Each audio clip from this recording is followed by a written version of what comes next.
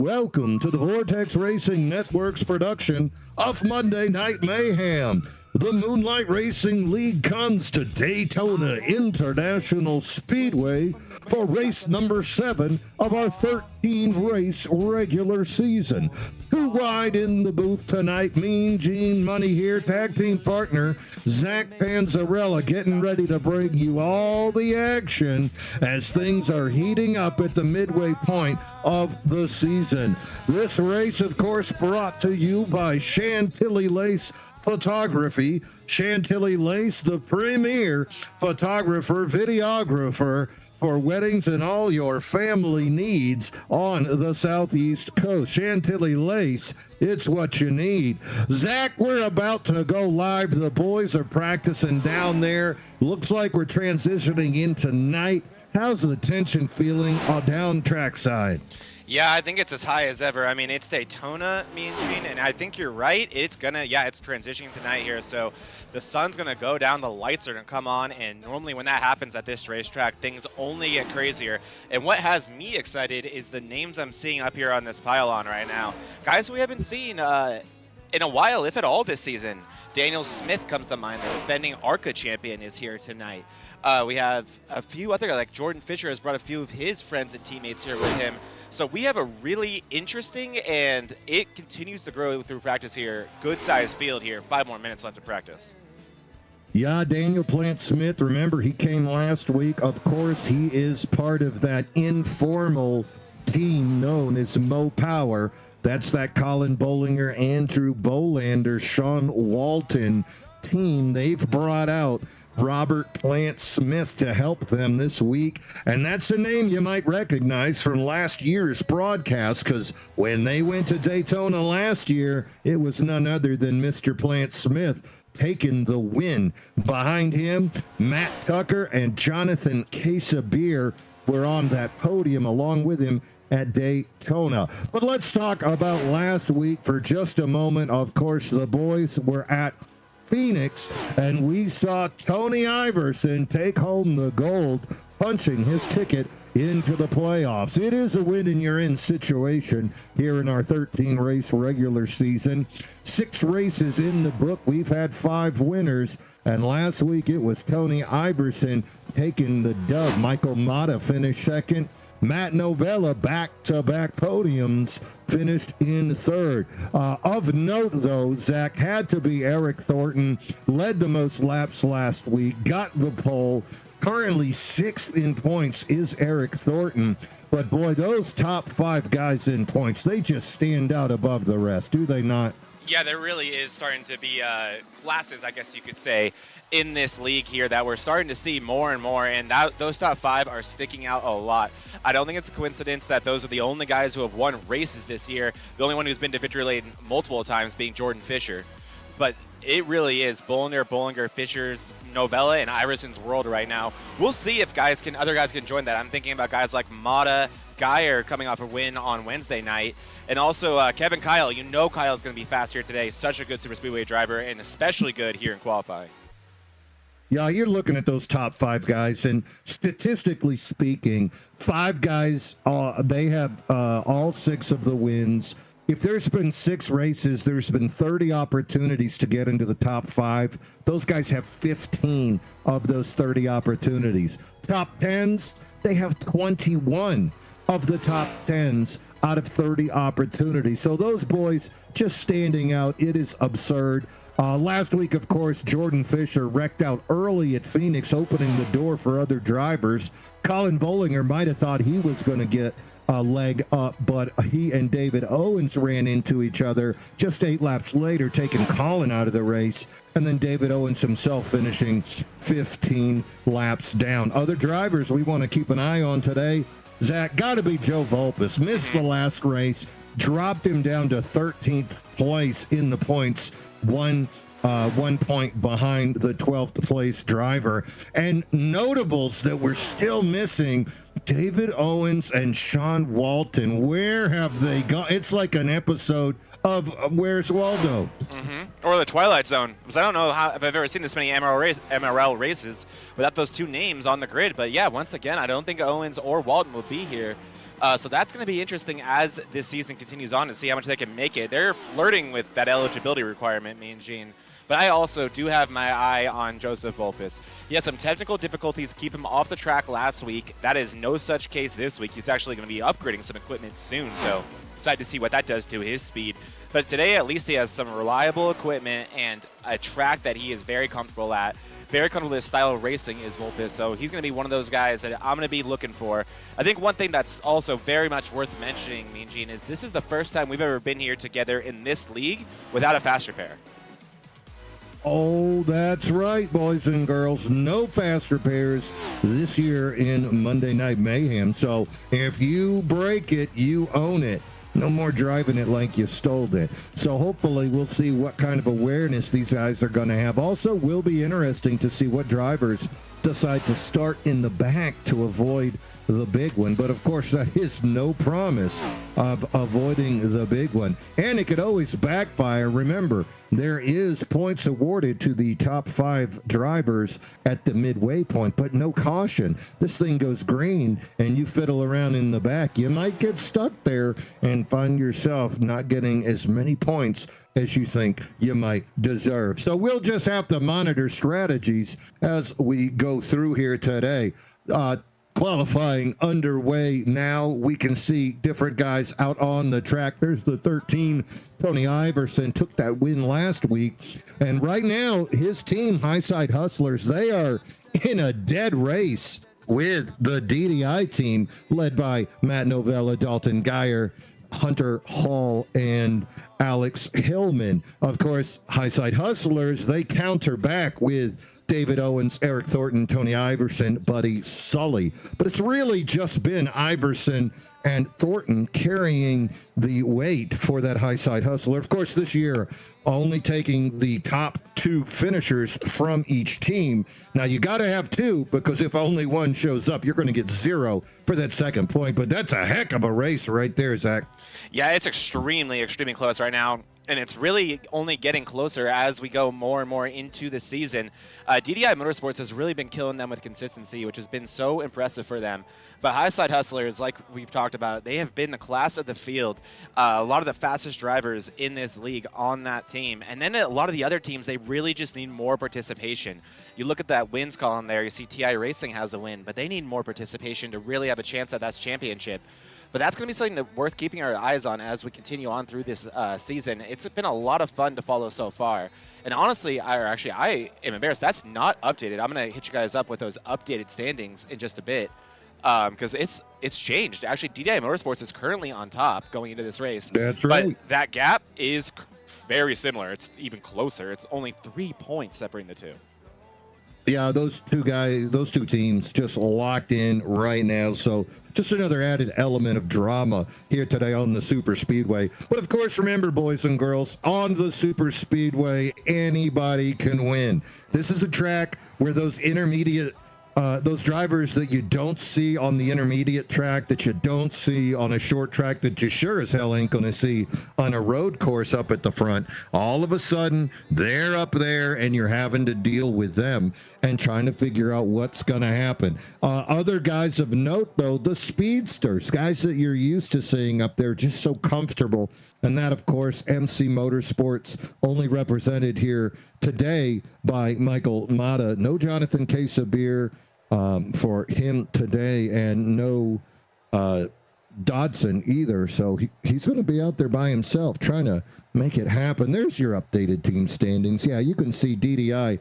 So we'll see what Hillman and Dalton Geyer and Matt Novella got today for those boys. A little bit surprised by the East Coast Alliance being a little bit lower. That's that Joe Volpis team. You'd think they'd be a little bit higher. And of course, D-Generation X, that's that new Jack Sanders, Kevin Kyle team, also has Steve Lewis on there. Steve Lewis, really fast in practice. Going to keep an eye on what Louis can do here today. Louis was the top in practice. Qualifying, though, about to wrap up, and we're going to see exactly what happens. 3 minutes left in qualifying. Right now, up at the top of that qualifying board, though, how about it? Old Funky Cold Medina himself, Jose, the number 54, first to engage Toyota up at the top right now. Kevin Kyle also looking really good. Second, Steve Lewis. Third, Joe Volpus. Fourth. And hey, look, there's a rookie, old Zach Clausen, privateer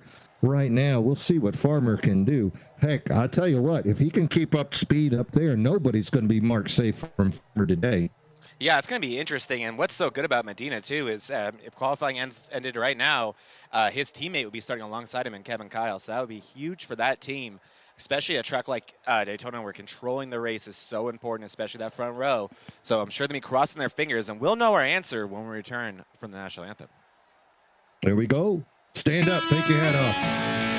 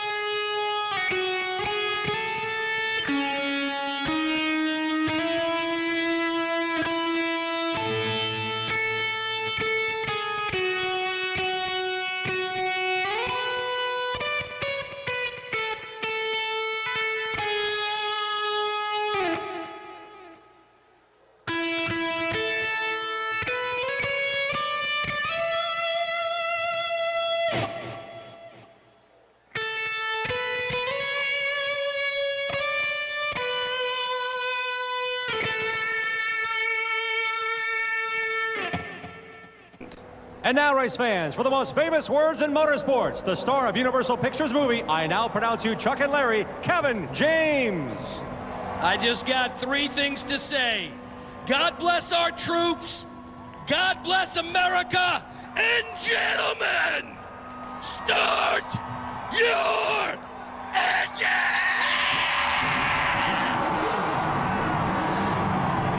Oh, he looks so proud of himself when he gets done, too, doesn't he? He's like looking Every around time at the audience, seeing how jacked up they do. get. And it's like, yeah, he did it. He did it. Again. I'll tell you what, we're getting ready to get after it right here. Qualifying pretty much wrapped up. Looks like Jose Medina is going to take that pole. Kevin Kyle going to start second on the front row with him. How about Dylan Tibbetts? This guy didn't practice, doesn't have a team, shows up, says, hold my beer, lays down a burner, and then he's got that 420 at the end of his time, and now he's in the Porta-John before the race starts with a little smoke coming out the top. Dylan Tibbetts, let's keep an eye on that 44, Mr. No Practice. Behind him, Steve Lewis going to start in fourth. Joe Volpus and Zach Clausen going to be on that third row. Hey, the number 3 of Nick Mazda is going to start in seventh. Here comes Eric Gambrell finally getting to rock a regular number, the number 46. Rookie Eric Gambrell, only 3 races, going to continue to see if he can creep up that board. Here's Grant Applegate. He's fresh off a 5-point penalty for running the wrong number last week. Going to be starting in 9th. And then Colonel Sanders, season 2 champion, going to be starting in 10th in that number 25 Ford. Awesome to see a lot of these names up here, and a lot of qualifying success. So moving into 11th place, Jordan Fisher, leading the points going into this race. Jordan Fisher, or actually not leading the points, but up there, he has been exceptional all year. He has been lights out. Can Jordan Fisher continue that momentum here at a Super Speedway race where everything is even? Alex Silliman loves this type of racing. He'll be starting in 12th place. Michael Mata, another guy that's been very, very strong at these plate type tracks. He'll be starting in 13th. Eric Thornton will be in 14th. Tony Iverson, with his stereotypical qualifying effort this season, means he'll be starting in 15th place, worse than we're used to historically from him. Dalton Geyer will be starting in 16th place, coming fresh off a win in the DDIRL. In 17th place will be his teammate of Hunter Hall. 18th will belong to Tyler Clunan. We'll make our way to the rest of this field here. 19th place belonged to John Beverly, and John Beverly is the last car to put in a time today. The rest of these cars chose not to put in a qualifying time, and that is Colin Bollinger, his teammate, Andrew Bolander, Daniel Plant-Smith, the return of Smith. That's going to be fun to watch. Dustin Hardy, and then rounding out this 24-car field, Matt Novella of Daily Drivers, Inc.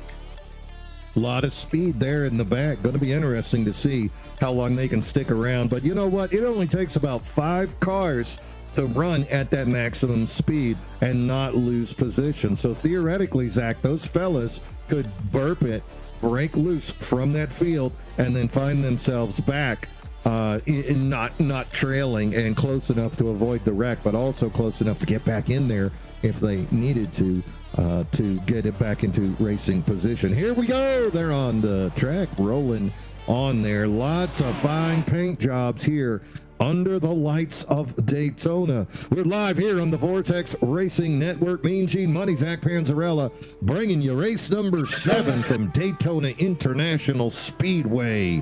Can't wait to see what the boys got. We're keeping an eye up on that front row. Jose Medina, got to be proud to have that 54 up there. You know, he took second place just last week, yesterday at Charlotte in the Bonfire Premier Cup. So Jose got a little bit of momentum in his pocket today. Yeah, he does. This has got to be an exciting accomplishment for Jose Medina, and I'm stoked for him. I mean, I think the biggest thing here is to not get too excited once the race itself starts, right? To be patient. We got an 80-lap race around here at Daytona, but Jose Medina, our winner of our KK Woodscapes Pole Award. That's right. Jose Medina gonna be our pole winner. Is Kevin talking, or are we just looking at the images? No, we were just looking at it. I love Kevin's voice. We'll get that later, don't worry. I just wanted to make them, I had to tease it a little bit, right? There you go, there you go. You fans at home, you know you're ready. If you're not ready, you better get ready, because it's going to come at you. And it is a surfboard. So here we go, they're creeping around. Looks like Medina up front. Got Clausen beside him. Tibbetts and Hillman. My words. Where is Kevin Kyle? Clausen laid down a... Oh, I'm no. confused. Me too. He was supposed to be starting second, but we got a race to start. There's a lot of cars still in the pit. There is something funny going on. What the heck? Oh, here we go. Jose Medina is going to lead him across the start-finish line. Second row, Tibbetts and Clausen. Oh, look how slow we're going. Finally, cars coming out of the pit. 3 wide. Looks like we had some kind of issue with tons of cars starting in the pit. Up to speed now, the 44 of Tibbetts. Clausen still on the outside, getting a push from Hillman. On the inside, you can see Applegate. He's in that tied car. Jordan Fisher now makes his way up 8 spots into the 3rd place. Eric Thornton fading back 3 wide back there with the 12 of Tyler Clunan. Up front, though, it's still now Dylan Tibbetts. He's got that tied. 3 wide behind them. Up into the front. Coming up into 4th, Thornton still stuck 3 wide with the 26 and the 12. Gonna break it into 3. I'm still confused about all the boys choosing. I think they voluntarily did that, thinking that they could just pack together and not be in the wreck. Meanwhile, up front, Dylan Tibbetts, he is going to lead lap number 1. Mean Gene, I don't know if my data here is correct, so you're going to have to look for me, but I am seeing guys like Smith, Beverly, Sanders, I think up to Gambrill, up to Lewis, 2 laps down. And then I'm seeing Novella and Kevin Kyle 1 lap down. So I don't think that was intentional. I think that was some sort of iRacing glitch that we just saw there. But if there's any silver lining there, it's that it happened to, half the field. So these guys can work together, they can line up, and they can try to get back here because they're about to get a caution. Here we go. Holds on to it. Tibbett lets off. The 39 of Fisher involved. And that's going to open the door for Zach Clausen, the rookie. The rookie Clausen. No one's safe from Farmer today. No one is safe. Oh my God, it's not farmers only, but no one is safe. Look at the 914. Applegate's so tight right there, and now he's so much slower. iRacing to the top. This looks like when we did that one exhibition race with those, what were those older NASCARs at Talladega? It looks just like that. 87s. Yeah, it looks like the 87s. This is crazy out here, and I think it's because this group isn't big enough. So these runs are just massive, and here we go. Right there, Fisher to the outside. Will Geyer follow him? Motto will. Yep, Fisher trying to make a run on the inside. Clausen getting a push. 4 versus 2 inside lane should have an advantage. Meanwhile, Medina ended up pitting for whatever reason. What? And he went through the pits. He turned gray. Maybe he had a penalty. And then Daniel Smith finally rolling. So lots of confusion still going on here at Daytona early on. Lap number 4, though, you can see now Fisher and Mata use the outside to take the lead over from Clausen. Clausen not going to give it up easy. He's going to put that front nose right through there. He's going to win this thing on lap 4, Zach. Yeah, it's the best way to win it. It's the best time to win it is lap 4. Eric Thornton with the same sort of idea, and it appears my data has corrected itself. Now it looks like everyone is on the lead lap, except I think Medina is coming back down again. So I'm assuming, okay, Medina's first stop was 26 seconds, which I think is a drive-through. I think he did that because I may have accidentally jumped the start, me and Gina. That's my guess of what happened to Medina. But here he comes back in again, and you know what I'm so afraid that might be happening? We're going to go back to the action here, but keep an eye on how long this is. Exactly. I think he's going to be held for 40 seconds. I think he sped serving his penalty. That would be unfortunate right now, though. Hey, he'd be the lead, the first car a lap down. Outside lane getting spicy. Look at Thornton getting that hard bump there from Clunan. That was wild. Meanwhile, up front, you can see that initial pack of 14 cars still trying to make it work. Clausen now falling into the pattern of single car racing on the inside. Then Hillman, the 44 of Tibbetts, and here they come up on Daniel Plant Smith. Smith just going to keep it high. He's in that 31 Pennzoil Toyota. Watching the group come around. Here's where it gets fun, though. Going to be 3 wide when Thornton comes through there. Looks like Thornton gets through okay. All the drivers finally settling in. We can take a breath. You can light a cigarette. You can have a drink because, oh, my word, that was just absurdity at the beginning. 14 cars in this first pack. And here's the then second pack. Then you have a little break to the second pack where Kevin Kyle is leading it. And here comes Medina. I think they started in the pits on purpose. I don't, Medina, maybe. Hopefully. They had to have. All those fellas are in the same group. When we get that caution, we should bring someone into the booth with us real quick and get an explanation for what the heck just happened. What I don't understand, me and Gene, is if you're someone like Kevin Kyle and you get to start next to your teammate, what's the incentive to not – or to qualify at all, right? And then to not start the race. So I'm very curious to we want the learn pole what happened. point. Yeah, you're right. So you take a chance at it, you don't get it, and that's enough for you to want to start in the rear. I mean, but you can just start in the rear, so I'm still a little bit surprised, but you are right. I tried that last week, and we saw it in this very network on Thursday. I was one of the guys that didn't qualify, and I started in the rear, and I still got caught up in the first wreck. So it doesn't, by any means, guarantee you not to be caught up in something. Ooh, look at that back of that against the wall goes Plant Smith. A little spicy.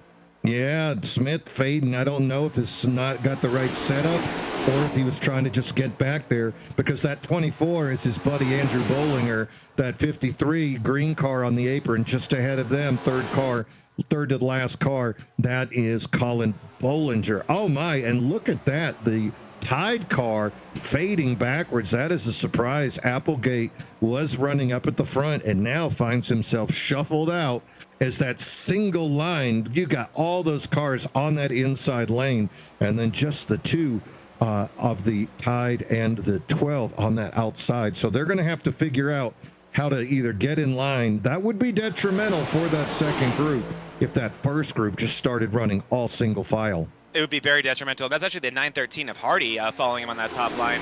What I think may happen here is once this inside line inevitably clears them, they'll probably file in. And that also, who I think even more doesn't want to see that is this group right here, me and Gene. They really don't want those guys running single file because that's their only hope. They are making a little bit of ground up. They're working together well to get back to that group, but they really need that caution, and I think that they were expecting at this point in the race to be lap 10 next time around. We've still somehow stayed green, and the more single file racing there is, the more likelihood there is that we stay green. I'm assuming we can get to around 35 on fuel, unless you have any confirmation for me. Sounds about right. Oh, look at that now. The 12 trying to take a peek up around the top. That's Tyler Kleeman thinking he might be able to side draft his way up, but look how tight all the other drivers are. That 44, Tibbetts not going to let him in. Hillman says no. Look at Tibbetts bumps him. He's like, no, bud, I mean it. You need to not come down here. Dalton Geyer behind him, going to let him in.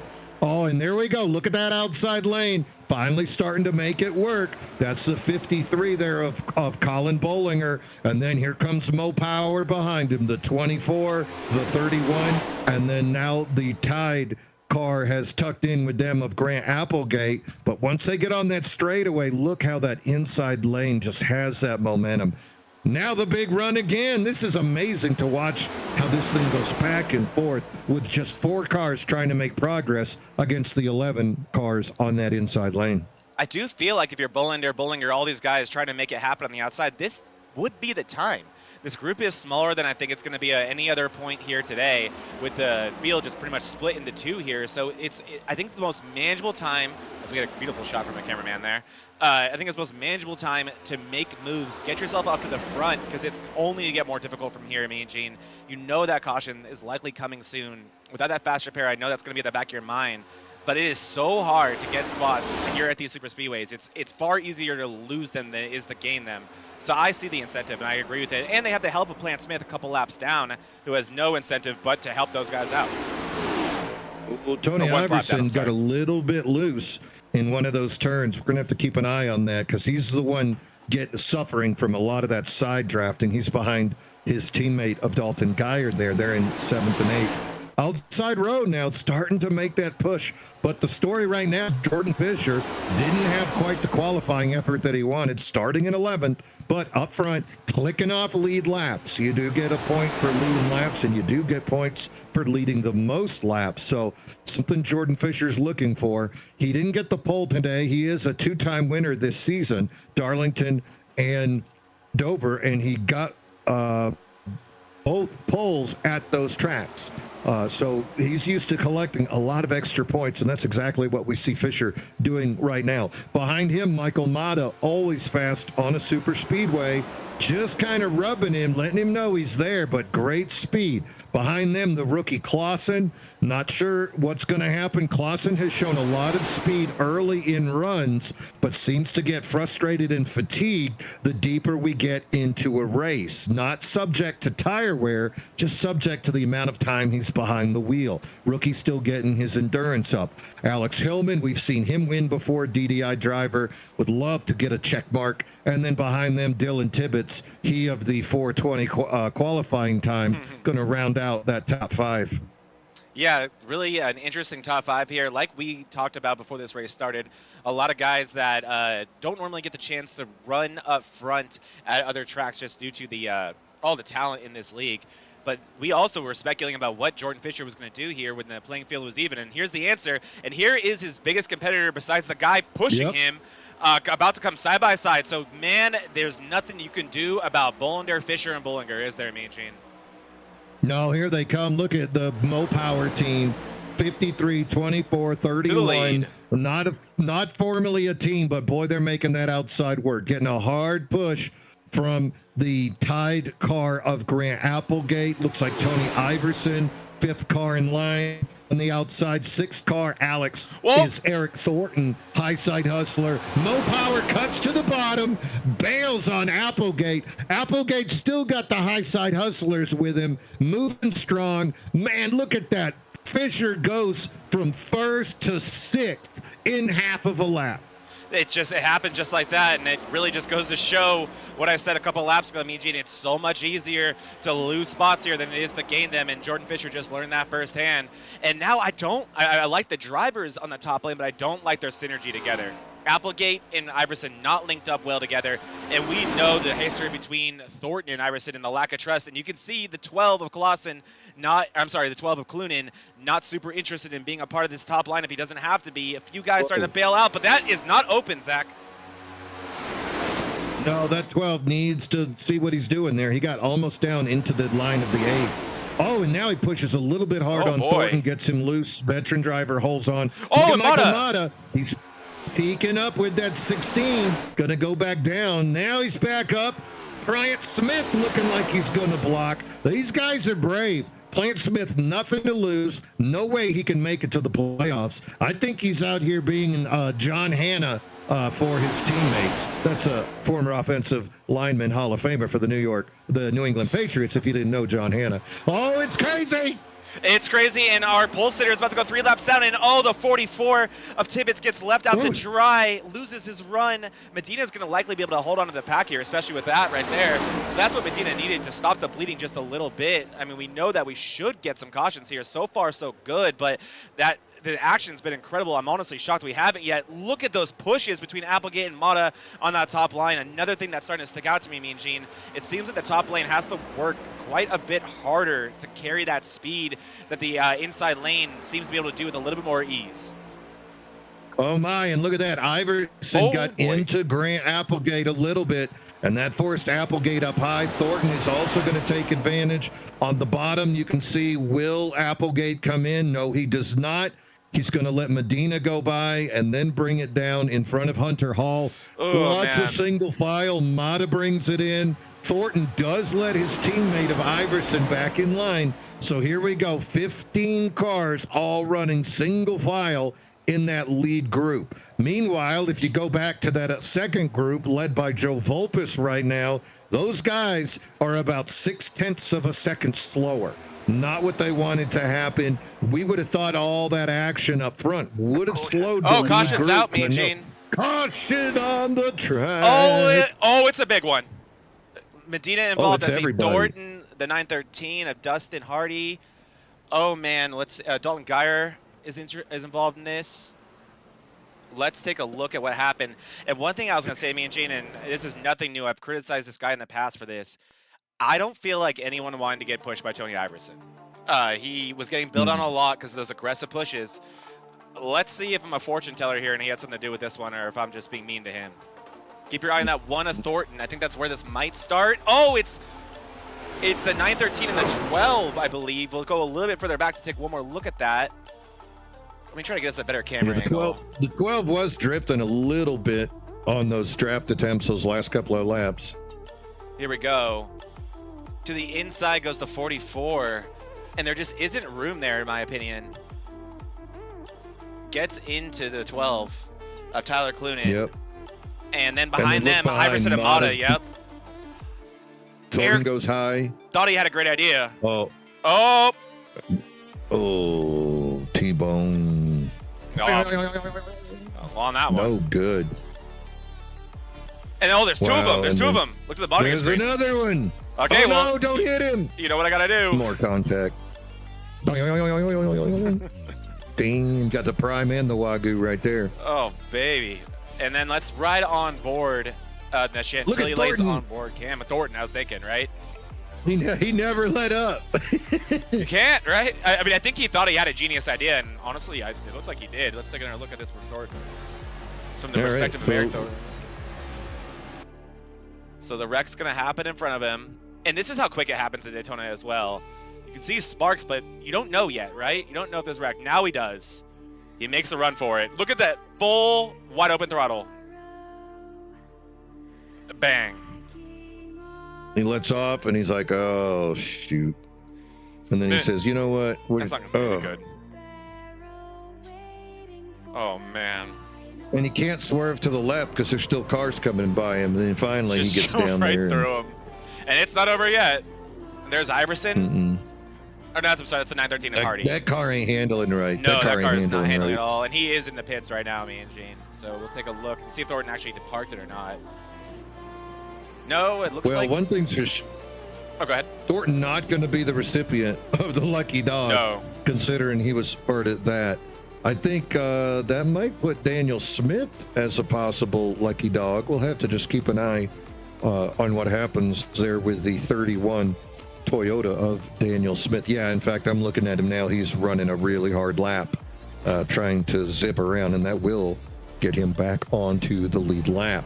That's the number 31 of Daniel Plant Smith. Meanwhile, lots of people taking this opportunity to pit here on the caution on lap number 19. But looks like Jordan Fisher is going to bring it out in first. Got Alex Hillman right behind him.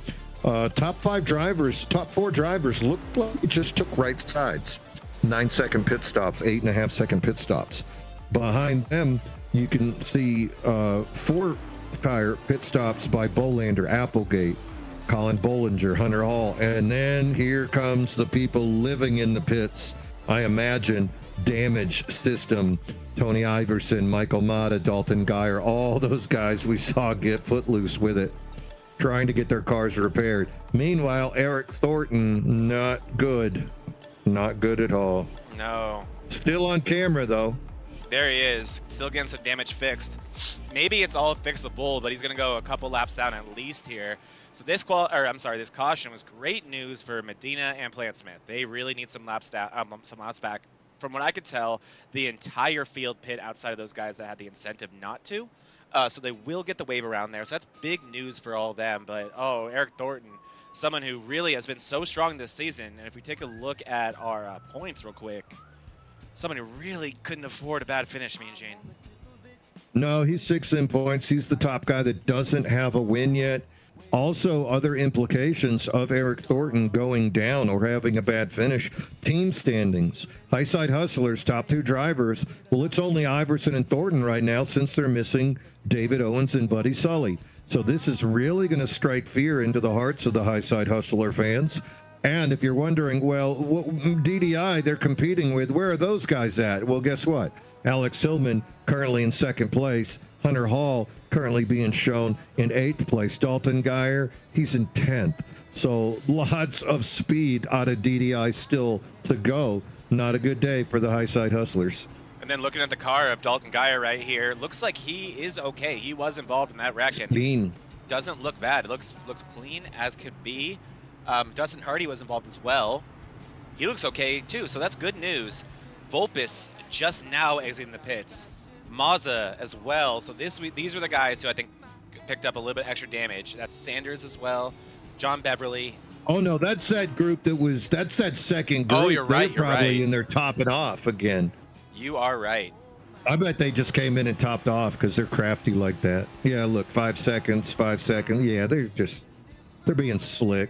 That's a lot of damage. I forgot Medina was in that accident as well, and he didn't have the opportunity to get anything fixed there because he had to take the wave around. So that's so unfortunate when you go a lap down. You're just fighting from underneath for the rest of the race. But hopefully that can all come together for him, for Medina. But he's going to have to figure that out because he's going to go another lap down because the lights are off the pace car. We are going to be going green, and he is in the pits right now.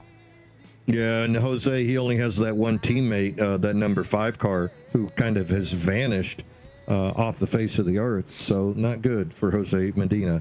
Up front, though, Jordan Fisher, good for him. He's getting ready to fire it off, following around the pace car. Of course, remember, Fisher has Chris Lewis up on top of the stands here, spotting for him today. Great advantage to have a designated spotter. Alex Hillman going to be on the outside. Dylan Tibbetts, Zach Clausen, Bolander, Applegate, Bollinger Hall, Geyer, Iverson, top 5, rolling into the restart zone. Late start. He waited till the last second. That really got that outside lane off. That's going to be great for Dylan Tibbetts. Also, Tibbetts in that 44 pushing hard on the leader, Fisher. Look at Bolander bring it in. He's got Bollinger behind him on the inside. Outside lane, Hillman, Zach Clausen, and Grant Applegate trying to get it together. Outside lane, 4 cars now. Inside lane. Oh, and Tibbetts rubs off Fisher, almost spins him, keeps going straight. Now he's getting speed from the Mo Power boys. Fisher goes straight backwards, gets picked up by Iverson, but what a move by Dylan Tibbetts to take the lead. Tibbetts going to look to lead a lap here, collect some extra points. That 44 has been strong all season, and now at a track like this, taking the opportunity to run up front. He took his opportunity when it was available to him, Mean Gene. He did not need a second invitation. Here it is. Tibbetts in the 44 leads that lap. Hillman on the outside lane still trying to recuperate because, he got caught. I don't even want to say asleep on that restart, but just some craftiness by Fisher to make sure that outside lane had nothing for them. Yeah, and they're still trying to figure it out. You can see Clausen just not having success holding the wheel. He's rubbing Hillman. Hillman's had enough of that. He ducks down underneath. Clausen blinking also going to make it even more difficult for that 43. As you can see, that outside line just fade back. Meanwhile, up front, Tibbetts with the Mo Power Toyotas directly behind him. Actually 24 is in a Chevy. I didn't know that. Then Colin in his Toyota, and then more Fords and Chevys behind them.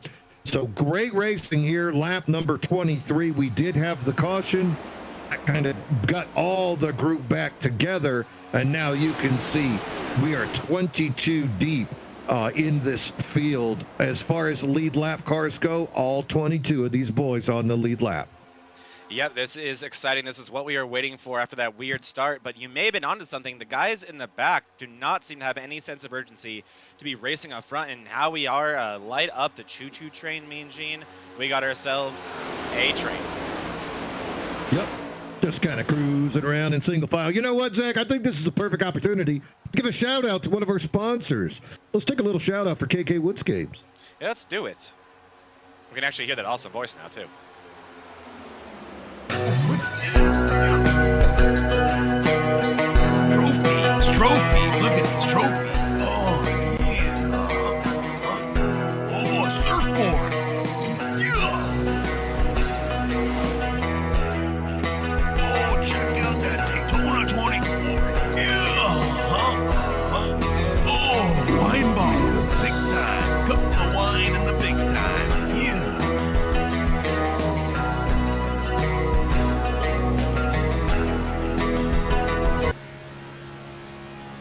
Gotta love the audio for that one, Mean Gene. And now here we are with our Chantilly Lace, another amazing sponsor of ours. The Chantilly Lace in-car. And this right here is the view of second place Andrew Bolander. And we'll just start going through the field, Mean Gene, of all these cars following Tibbetts. Yeah, Dylan Tibbetts up front. This guy definitely looking for a dub. He is not letting off, not allowing holes to form between him and the apron, nor the car in front of him.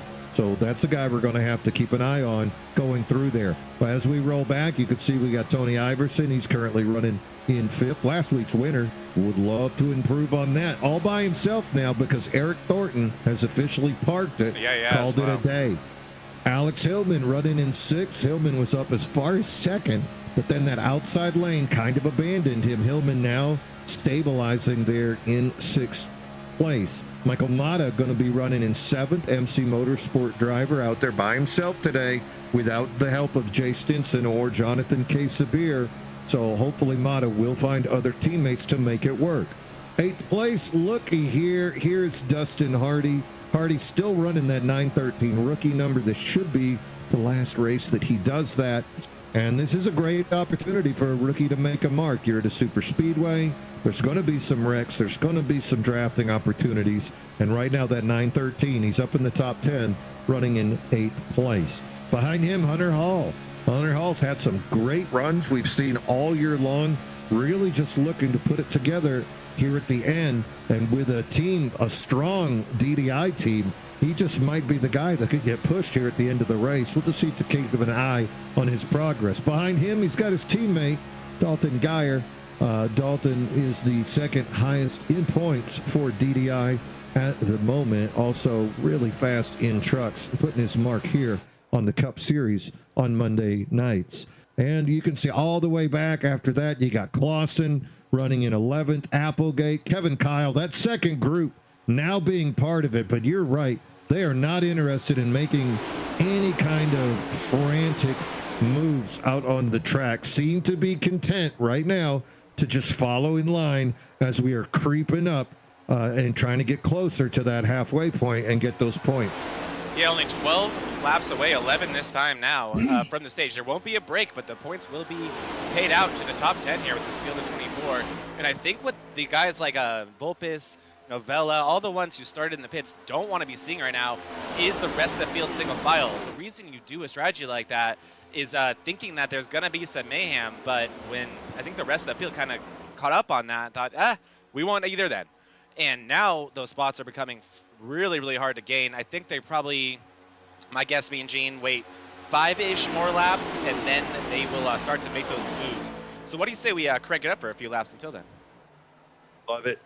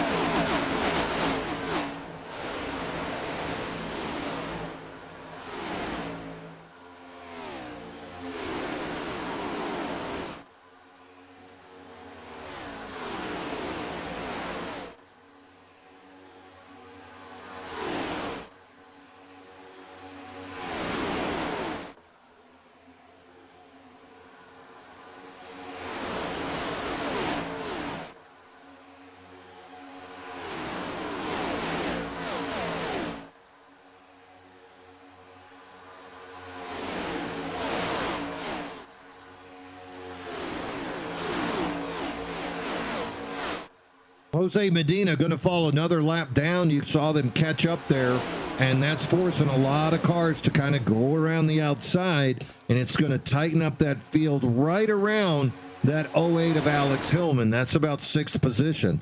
Also, other big news, Tyler Clunin off the pace as well. Tyler now, gosh, he's about 30 seconds behind that lead group. So not in too much danger yet, but remember, he's about 3.5 seconds a lap slower than the others. Before Medina got caught by that group, he also was about 3.5, 4 seconds off. So it makes me wonder, Zach, does Medina still have some damage to that car, or can he hide in this group behind Hillman and Ramada for a few laps? Yeah, that's, I think, what Medina's going to be wanting to do. Let's take a closer look. Oh, there's definitely still damage on that race car. I can tell you guys like Michael Mata are not going to appreciate that if that's affecting his pace. And, I mean, in real life, hypothetically, right, that air would be, very much getting underneath that 54 and slowing it down. And that's what's happening right now. Michael Mata does not want to wait. Around he goes. And I was honestly surprised that Medina rightfully trying to get in line here. Oh, no! Hunter Hall! And they're loose. Hall is loose. He's going backwards. Looks like Kevin Kyle also off the pace. The white car of Beverly. And there it is. There it is. There's the caution. Hall involved. No bueno. Wow. Dalton Geyer, another caution. And it looks like, oh, man, I think all of DDI may have been in that wreck. Brilliant. Let's take a look at what happened here. And this was such a long wreck that my data, I'm not sure what you're seeing on your end, but my data barely even got this. All right, here we go.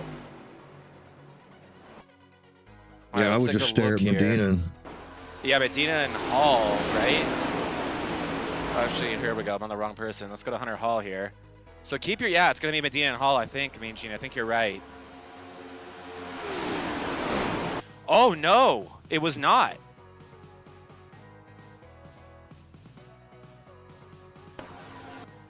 So here we go. Hall's going to come down, and he just isn't clear. The 913 of Hardy is there, and there's really nothing Hardy can do about it. And then behind that, you see Geyer check up, and the 43 gets into him. And that's going to send Geyer down the track straight into his teammate. Oh, brutal for the owner of that team, whoever that is. Well, let's see. As long as they don't hit the wall, they're going to make it work. I'm making sure that Novella and all them got through. So on the inside, or the outside of the track, I'm sorry, we're all good. So yeah, let me go back to Hunter Hall. If I could just find him. There he is. Oh, great camera angle there. Oh, here he goes. That's the one. That's the one for sure. I think the only thing they hit was each other. And the damage doesn't look too bad to the 26th of Hall. Geyer looked fine. And then into the wall, there's Novella. Or maybe just checking up a lot. I hope there wasn't a second wreck that we missed here. Let's see. No, there was not. Just Novella really checking up like a gentleman. So that's it for that one, Mean Gene. Interesting stuff. DDI caught him that one. Yeah, just not enough space there. But that's going to be a message, I think, for a lot of drivers, is letting them know there is no room for you here. I agree. There's no room for you to come in. We saw that with the earlier when there was actual bumping by Tyler Clunin to tell Dylan, you're not coming in here, to push him back outside. And I think we're going to see a lot of that. Here we go. Lots of cars coming down the pit. Some cars staying out as well. Whoa. Was that the stage, Mean Gene? What do you think? Rookie Clausen. Look at the rookie Clausen. Yep. Do you think that was the stage, or do you think they're going to do a shootout here? I'd love to know that. That's a great question. Based on how many people are staying out, and honestly who they are, guys in the know, guys who are admins of this league, I think we're doing a shootout here.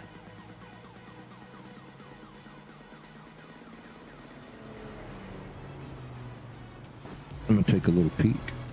Yeah, I think me and Gene will probably try to do some investigative work and get us that answer. But big wreck there. I mean, we're seeing a lot of good action there, but I think what that wreck was very indicative of is kind of the dangers of that single file racing that we saw before that. What that often results in is drivers kind of forgetting, I feel like, how to race each other, how to race double file, how to make moves, and you kind of saw that happen pretty quickly there, all making an unforced error, driving across the nose of the 913 of Hardy and creating a multiple car wreck, but I don't think that'll be a race ender for anybody. Take a look at Hunter Hall rejoining the track, not going a lap down. Same with Geyer rejoining the track. Both of those race cars look okay. So no harm, no foul, hopefully for those guys. As we're getting lined up here, I think it'll be one, yep, light's still on the pace car, so it will be one more time around. And yeah, Clausen, Sanders, Steve Lewis, Volpis, Mazza, Kyle, and Matt Novella, John Beverly staying out. I believe that is the correct count. I think Bev may have came down there in the 01, but his last pit stop was only for 5 seconds. So I'm wondering if some guys took fuel. Is Beverly going to pit here? That would be precarious. Beverly going to stay out, just do a little mind games with his fellow competitors. But my thoughts here, and I'm sure we'll have confirmation soon when Mean Gene gets the definitive answer, but my thought is we're getting a 2-lap shootout here. It will be the completion of 40, so 2 laps once we go green until the hypothetical end of stage. Normally the way they do it here is it would be if you're within 5 laps of the stage end. If a caution wants to come out, that would end the stage. I think that caution came out, and yeah, I'm looking at my data here. It came out on lap 34, so it's just below that threshold. So my guess is that this is a shootout, and we will find out soon. We're going to line up regardless with Clausen and the Season 2 champion of Jack Sanders leading us to green, and this is a completely new set of characters up here up front.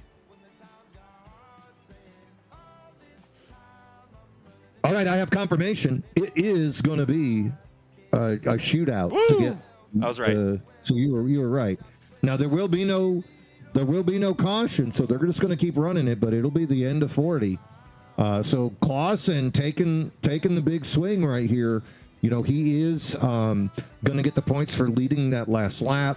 And now if he can hold on here, maybe to the end of the stage, get himself another 5. Top 5 point guys will get points at the halfway mark. Clausen with 3 starts is on the outside looking in of that playoff bubble, or 4 starts, I should say.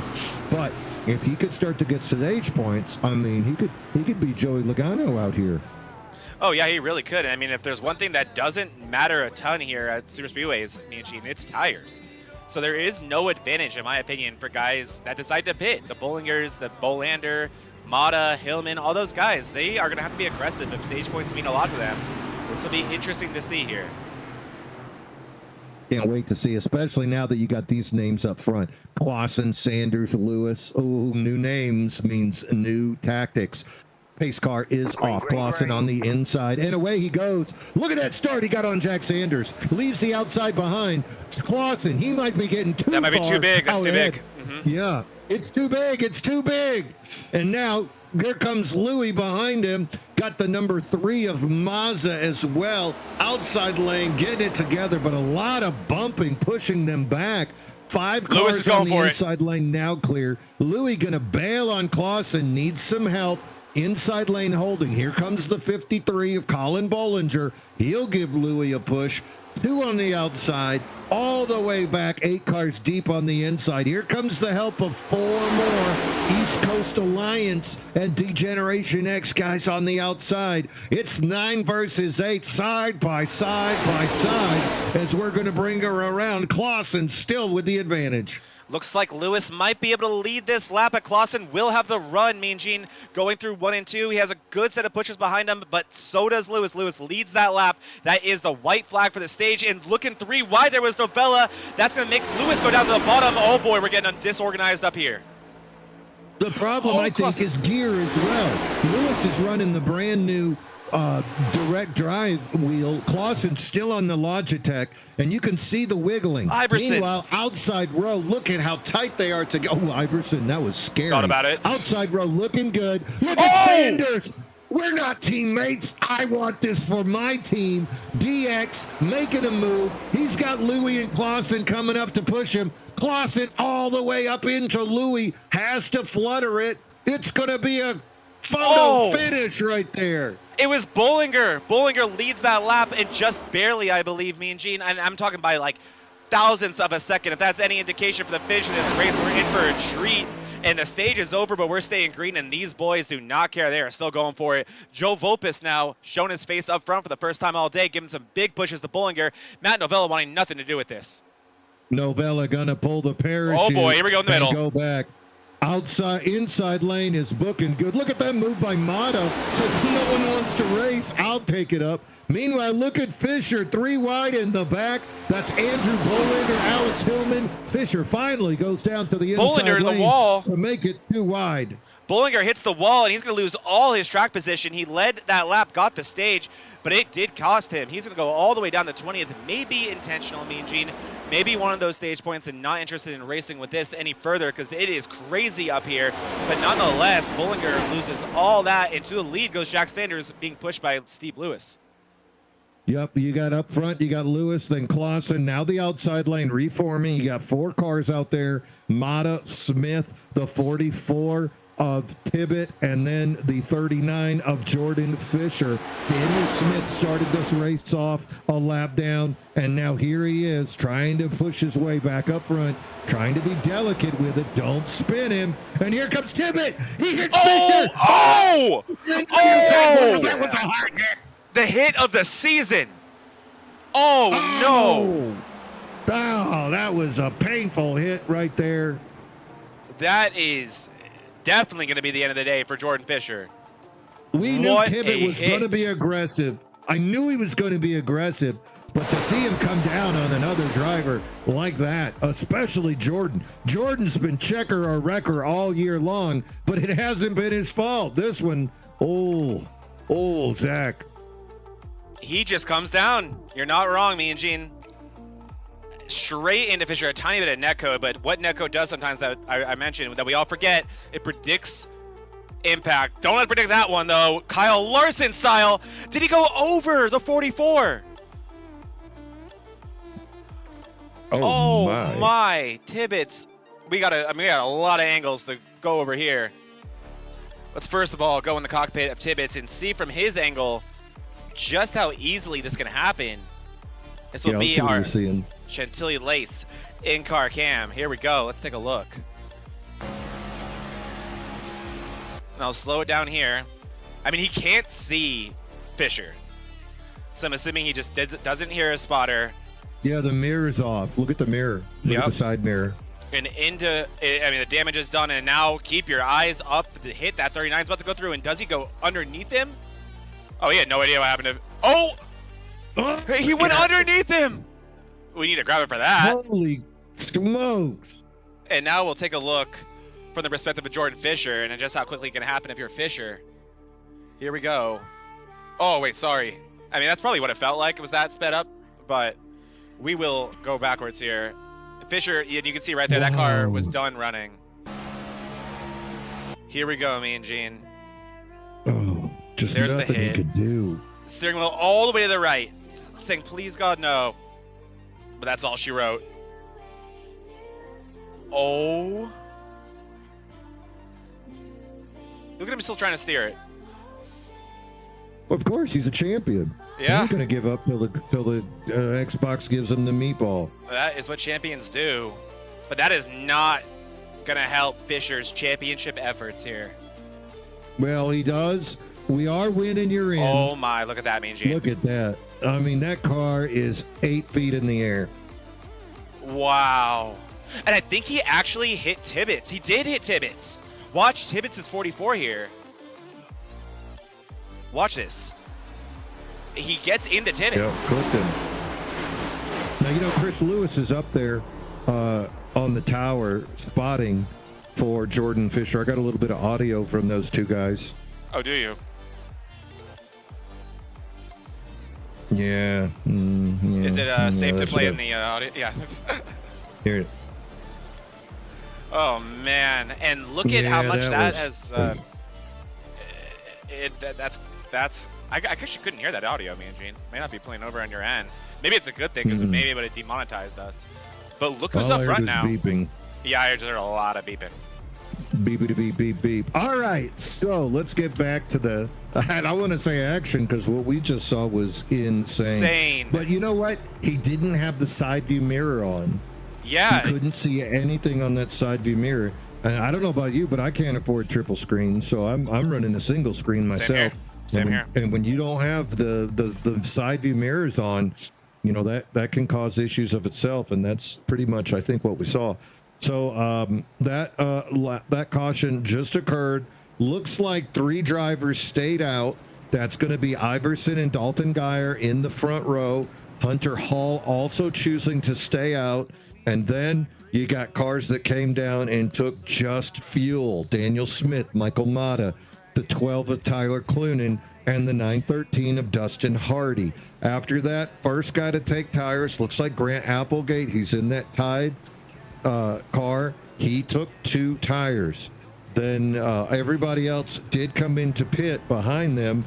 Hillman just took fuel, and then here come the 4-tire boys: Sanders, Clausen, Lewis, Kevin Kyle, Nick Mazza, Joe Volpus, Colin Bollinger, John Beverly, Eric Gambrell, Matt Novella. Back there, how about this? Andrew Bolander just taking tires as he came in one more time for a little top up, just a little touch up on it. And then Dylan Tibbett, he's still rolling, taking 4 tires there at the end. So he's probably got a little damage on that car. Definitely had a helmet thrown at him when the 39 of Fisher went over the top of him. He got a full-ass car thrown at him, Mean Gene. Yeah, and it's official. Jordan Fisher going to go ahead and huge championship implications right there. Yeah, he parks it. That's unfortunate. So we'll have to see what happens. Top 5 guys so close in points, but especially the top 3 of Andrew Bolander, Colin Bollinger, and Jordan Fisher. Fisher just continues to have a little bit of bad luck, but that's what happens when you're in these super speedways. That's exactly what we talked about. Names you might not be typically seeing up at the front. All of a sudden, they're up there and crazy things happen. Pace car is off. We're here about to get underway. Lap 45 coming to conclusion. Green flag. Iverson is away. Look at that. He might be out to too big of a gap. Oh, he burped it. He burped it to make sure he didn't get ate up. That is a crafty move by Tony Iverson. That's going to let the outside lane pass him, but he didn't get ate up 3 wide. Really smart move by Iverson right there, Zach. A lot of craftiness shown by Iverson there. He also took the inside to split up the DDI teammates of Hall and Geyer, probably realizing that they stayed out together to try to line up together. It made sure that didn't happen. Ended up giving him too big of a restart, but I do like the craftiness there.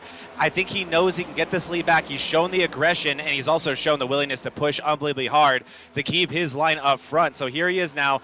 Dalton Geyer also a past Daytona 500 winner on the iRacing system, so he knows how to get it done in this type of racing at this track specifically. So Geyer and Smith side by side. Let's see who leads this lap. I think it was Smith.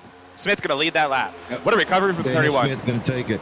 Look at how hard Dustin Hardy is pushing back there. He is really making contact with Michael Mata. Mata's that blue 16.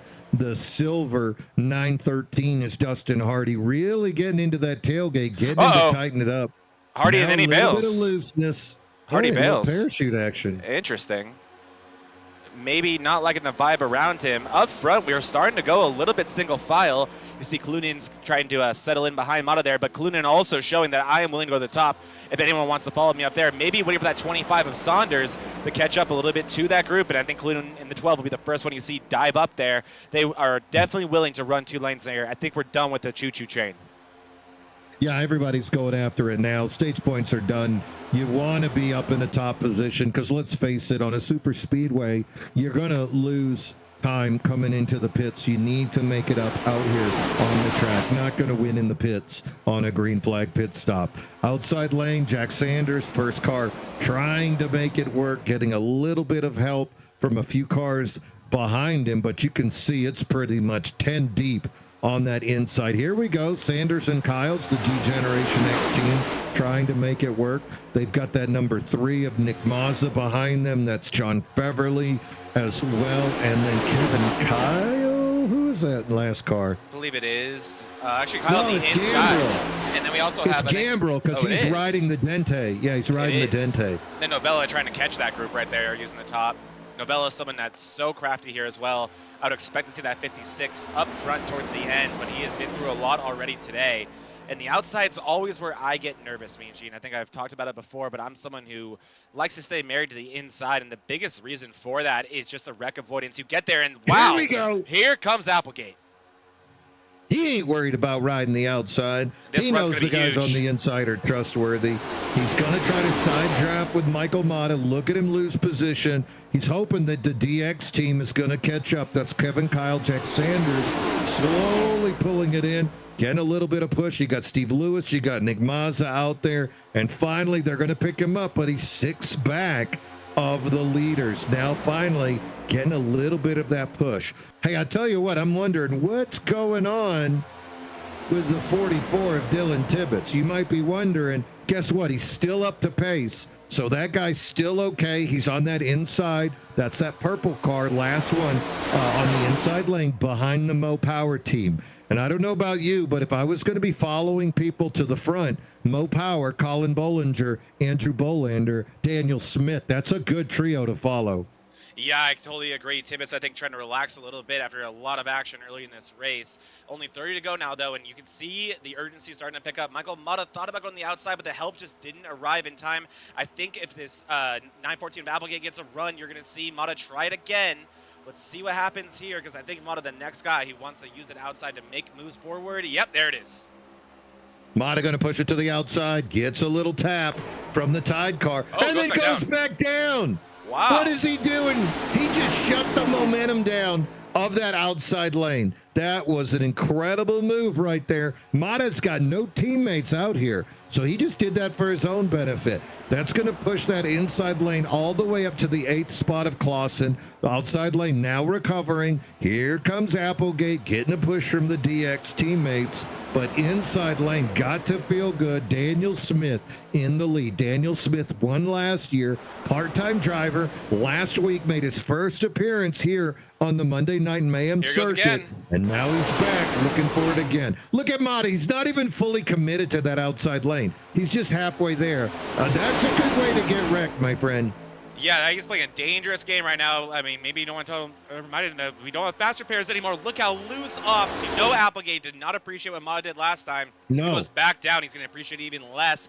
Now Mata going to try to side draft the inside lane, working together well with Applegate, and I think if the outside lane is going to move forward, they need someone like Michael Mata leading them. It's really just as much a numbers game as it is anything else. They need more fast cars. Applegate can do it, but he needs more help. Michael Mata is good, and look at how hard these two are willing to push each other. Applegate glued to that rear bumper Here it of is. Michael Mata.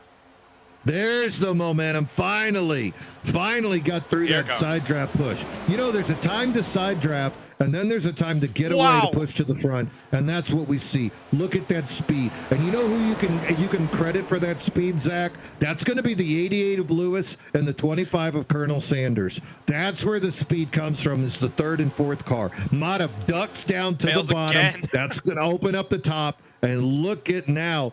Outside lane, Grant Applegate staying loyal to the DX team, going to stay high with them. It's going to be Applegate, Sanders, Lewis, and then the East Coast Alliance number 3 of Nick Mazza. John Beverly on the outside. That's another East Coast Alliance guy. So good run by that outside lane, and kudos to all of them for staying loyal to each other.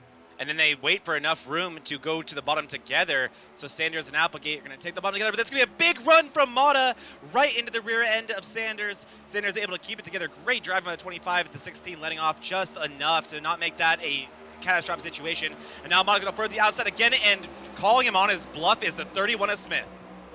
Daniel Smith gonna take it high, says, you know what, I'll run with Louis. Meanwhile, 3 wide in the back. Look at the 12 and Gambrel, the 46. Gambrel pulls the parachute and backs off. But that 12 just showed he'll take it 3 wide to fight for 10th place here on this Oh, lap. yep, he's doing it again.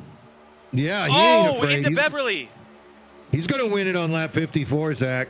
Oh, man, that's not how you make friends in the type of racer where you really do need friends. Beverly's not going to be happy about that. Just barged his way down the middle, moved Beverly out the way, and grabbed another position. We'll see if he tries that on Mazza. But that outside lane going nowhere fast right now, Mean Gene. Well, you can't if you got guys trying to make moves. There you go. Now he's going to do it to Mazza. Did you see Iverson right there, too? Iverson and Hunter Hall almost put together.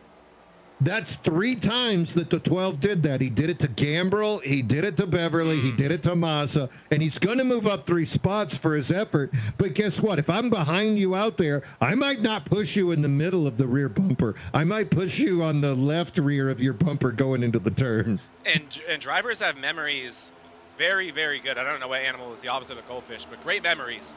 And they remember those things. They lock that away. If it's a white flag and you're in a position where you need that push, guess who's not getting it? They maybe like an elephant, roll tide, right? There you go. The roll tide. Yeah, or like a crow. Crows hold grudges, right? It's like a crow. You know who yelled roll tide? That was Jordan Fisher when he was flying through the air. He may have. Look at this block by Applegate. Oh my gosh, Michael Mata. Look at Mata. Wow. Oh no. No, it's close. Oh, it's a big one. Austin. He's in this one. Oh, we got Lewis. We got the 12 of Louis. Oh, no. And I think Bollinger is in this. He is. Oh, Clausen was in it. You know he's cussing. Applegate is in it. They're chirping on the mic, Zach. Shocker. It's like a hockey game. Shocker, Mean Gene. They're always so even-tempered. Is it a 2-1 shocker or a 1-2? Oh, it's a 2-1 for sure. Woo! And here's our replay. And so what I have in my data here is Kevin Kyle, or actually, I'm sorry, Mazda going off. All right, here we go. So there's that insane was that move Plant by Mata. Smith give him a whack? It may have been. And oh boy, Hunter Hall gets just moved by, I think, was that his teammate of Hillman? Could be. I can't afford this, Mean Gene. Oh, and then look at the 29 come down into Clausen. Louis gets involved. We're going to go a little bit further back. I'm going to keep my eye on Alex Hillman and see if someone needs a screaming at. Get that rear chase. Come on, do the rear chase. Oh, this is a good angle. I like this angle. Might even be better, right? Let's take a look. So look, 12, again, the 12 is in the middle. Mm-hmm. And I think it's going to be Tibbetts. I don't think it's going to be Hillman. Yep. Oh, Tibbetts. We knew that was going to happen, Mean Gene. Gets into Louis. Here's Mazza in the 3 trying to hit the brakes. Clausen goes, I can get by. No, son, you ain't getting through nothing. Gambrel. Look at Eric Gambrel. Look at Gambrel. He's riding the Dente. Amazing. He rides the Dente. And the 12 of Clunin. All right, we were being mean to Tibbetts. That was Clunin the whole time. And look at Beverly and Kyle hitting the brakes. There's Joe Vulpes gets through. But now here's some more trouble. Watch the 53. Oh, that's when this happens to Bollinger. Yeah, Tibbetts gets into the back there. And he spins. But that ain't a bad one. That ain't. I think he'll be fine. Oh, there's Louis. Don't hit Louis. Oh, that's not a good one. Oh, he got Louis. That's not a good one. Tibbetts. I would have won that race, Zach. I would have won that race. And Matt Nobella has had a front row seat for everything today. Wow. Incredible stuff, me and Jane. That is some insanity here. Oh, my word. So, Vortex Racing Network, 2 wide in the booth, Bean Gene Money and Zach Panzarella bringing you this incredible action. We are under caution here on lap number 58. We're racing to lap number 80 here at Daytona. This is race number 7 of our 13-race regular season. Lots of action up front. Perennial favorites, rookie Jordan Fisher has been knocked out of the race, and now we're watching others. Eric Thornton, so fast here as well, has been knocked out.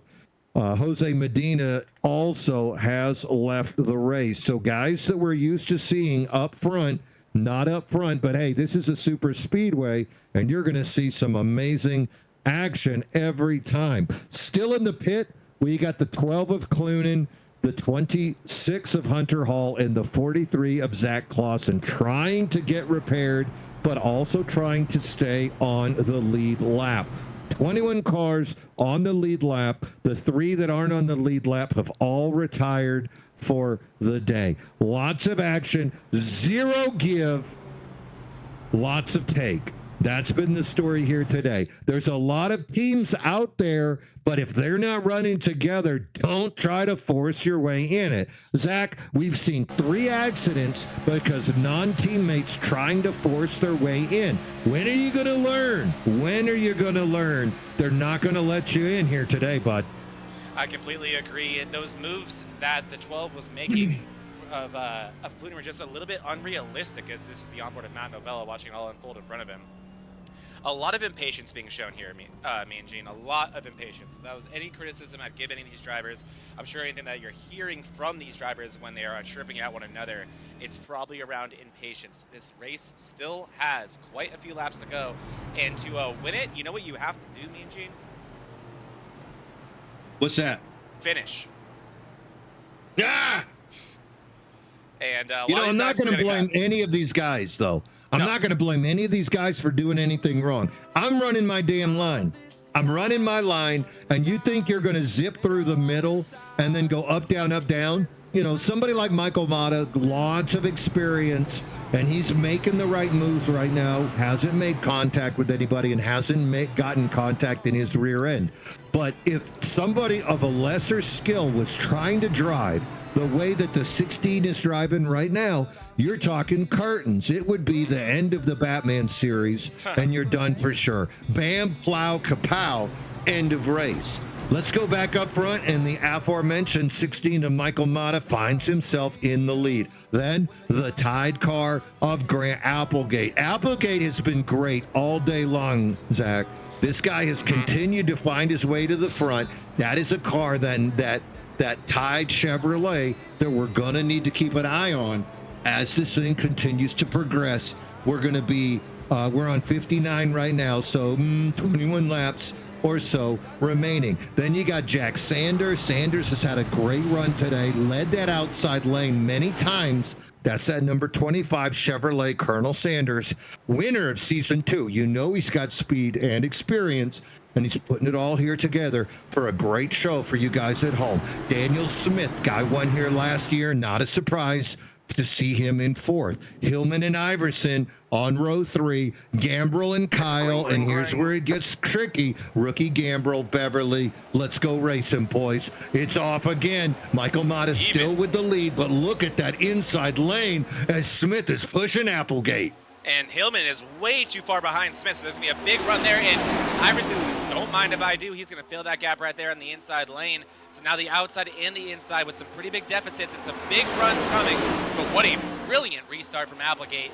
I think that's the first time we've seen all day, if not season, the second place car able to maintain or keep the lead or take the lead going through 1 and 2 at any track. So Applegate doing everything he needs to do right here. We were just talking about that 914, and one thing that I've loved about him today, me and Gene, he has been just as good as the pusher as he has the pushy, and that is so important to being fast here. I personally, I'm great at pushing. I suck at leading, but Applegate good at both. But oh man, look who! Oh wow, Iverson! That did not look like that space was there. He somehow created it. Double abandonment right there. I was about to say, you can't trust Daniel Smith. He bailed on me on the last turn at Daytona in the ARCA series, and here he is, bails on the Grant Applegate tied Chevrolet. Inside lane now, 6 deep all the way back to Volpus. Kyle forced to go high, holds his line, inside lane moving faster. This thing is just boiling like Mount Vesuvius back in the BC era. It really is. Like, you'd think this is the white flag. Such a sense of urgency we're seeing throughout this field. Big pushes coming from Jack Sanders onto Kevin Kyle. Those two teammates, they know how to work together. They work together on 2X Racing. But, oh, man, whether or not they know how to work together, you saw what happens when you don't line up perfectly. Big moment there for Sanders and Kyle. They're still trying to block off that lane. Gambrell looking hungry down there. Tibbetts in the 44 back up through the field. He's done a great job of working through the field. That inside lane making far more progress. No one the incentive quite yet to take the lead on that outside. Maybe the 11 Volpe is thinking about it. He needs to go up there because he's going to get hit by the 44. He does that, forces Volpus up. Now Volpus goes up in front of the DX crew.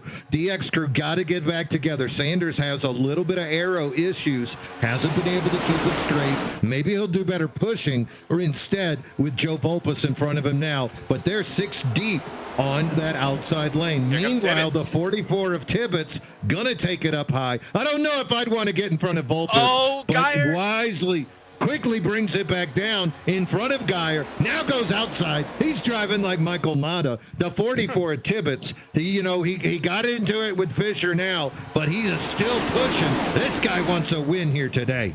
Yeah, Tibbetts has got to make up his mind. One thing that drivers don't appreciate is indecisiveness. With your lane selection like that, it just creates big stack-ups, things like that. Applegate wanting to return the favor here, go straight to the outside and take advantage of that big run he has. Here he is side-by-side with Mata, waiting for that help from the group of Tibbetts and Volpus. He needs it sooner rather than later.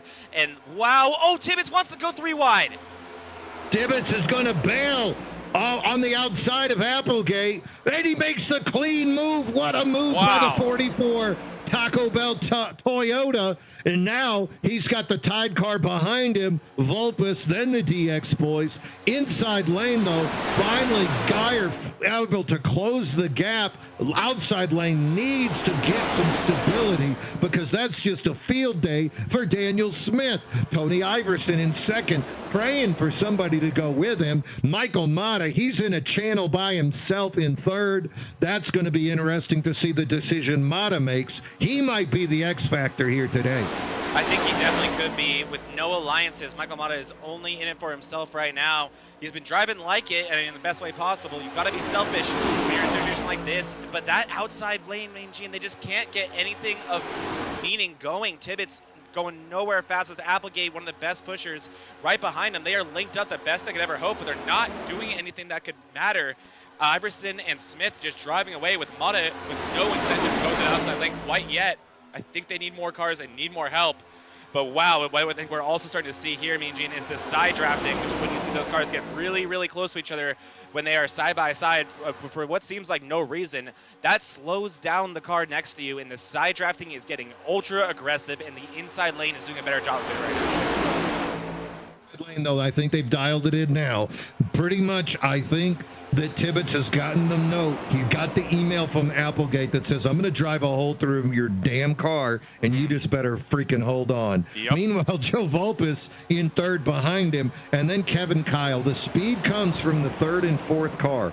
So Kevin Kyle, a great there pusher. Goes Mata. And look at that. Mata blocking. That was a block on Tibbett.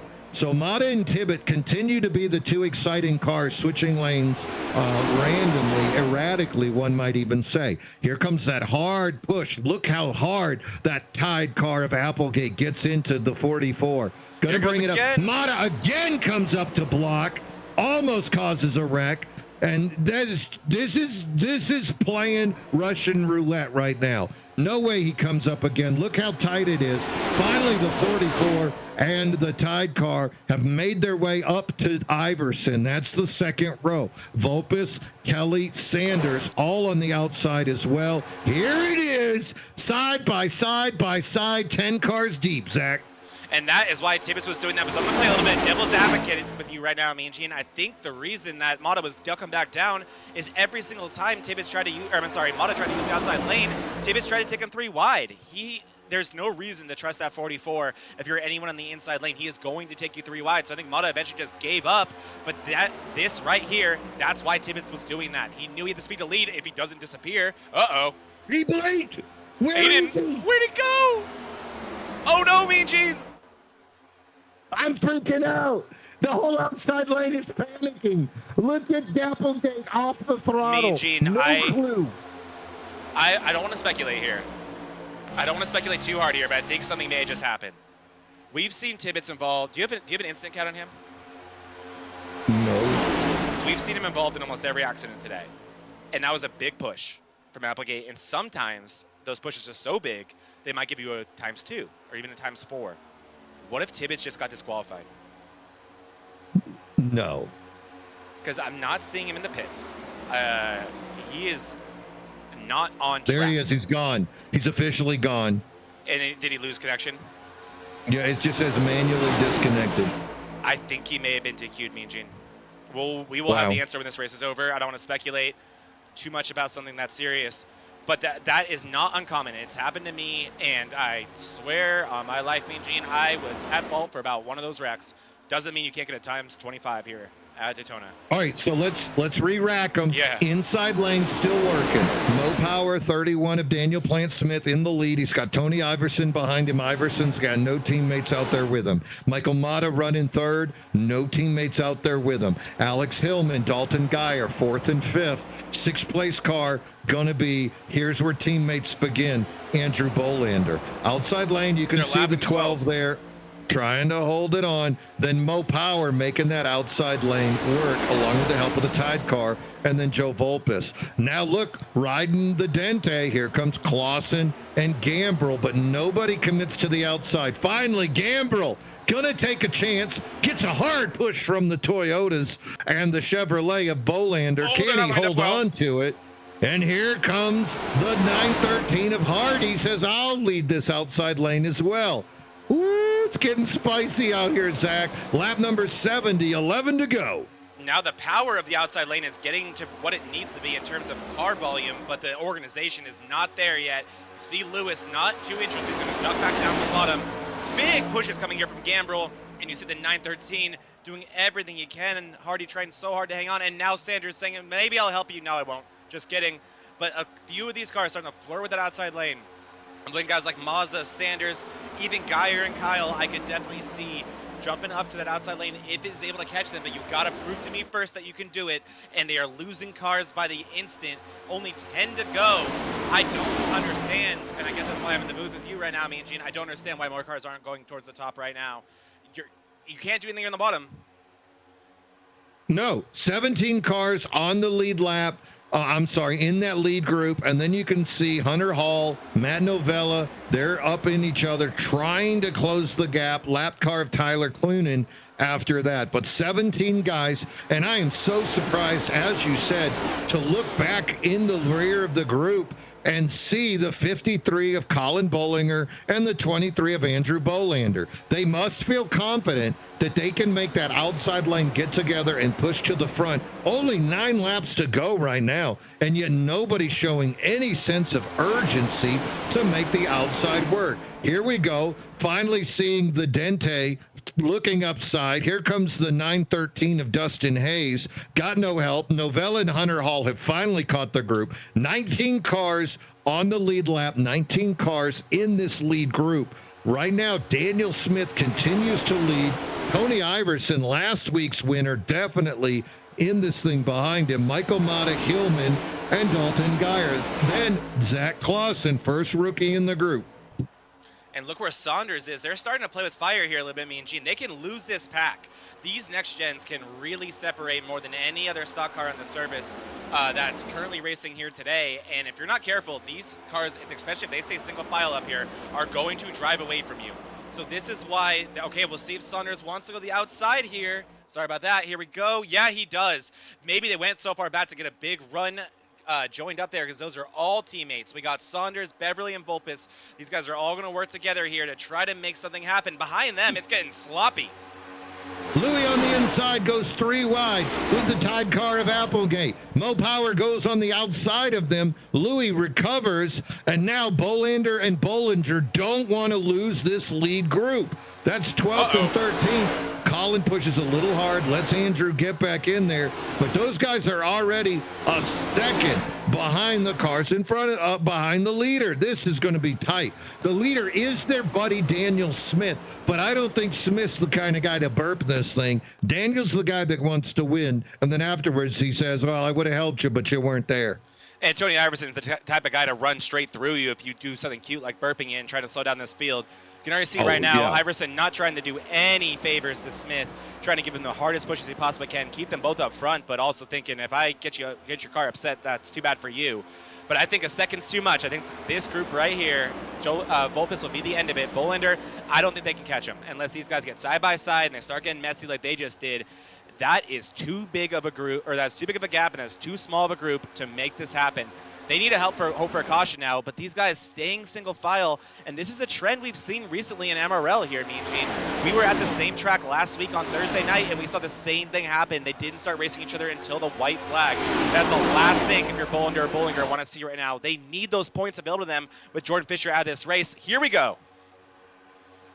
Vela back there to push him is the third and fourth car. Here we go. Zach Clausen going to take it up high to go around Dalton Geyer. Applegate gets past. Here we go. The 43 of Clausen. He's got Mata and Jack Sanders and Kevin Kyle pushing him.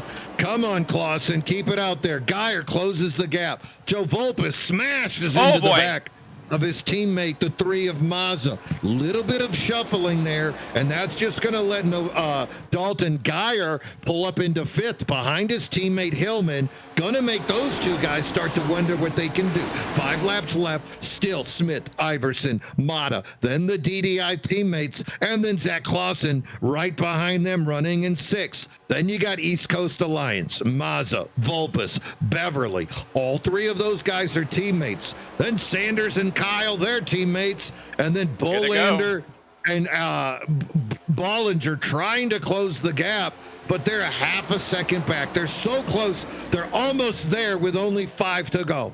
They're going to get in that group again. They are. They're going to rejoin right now, and that was fortuitous for them, and it was because of that Jack Sanders little mix-up we saw there. That's all it took for this group to catch him. That's what we speculated. Look at him go 3 wide on Mazza. Oh, here we go. 3 wide into the wall, down into Mazza. The 24 Bollinger repeatedly getting into Mazza. Bollinger just has had a hard time keeping that 24 underneath him.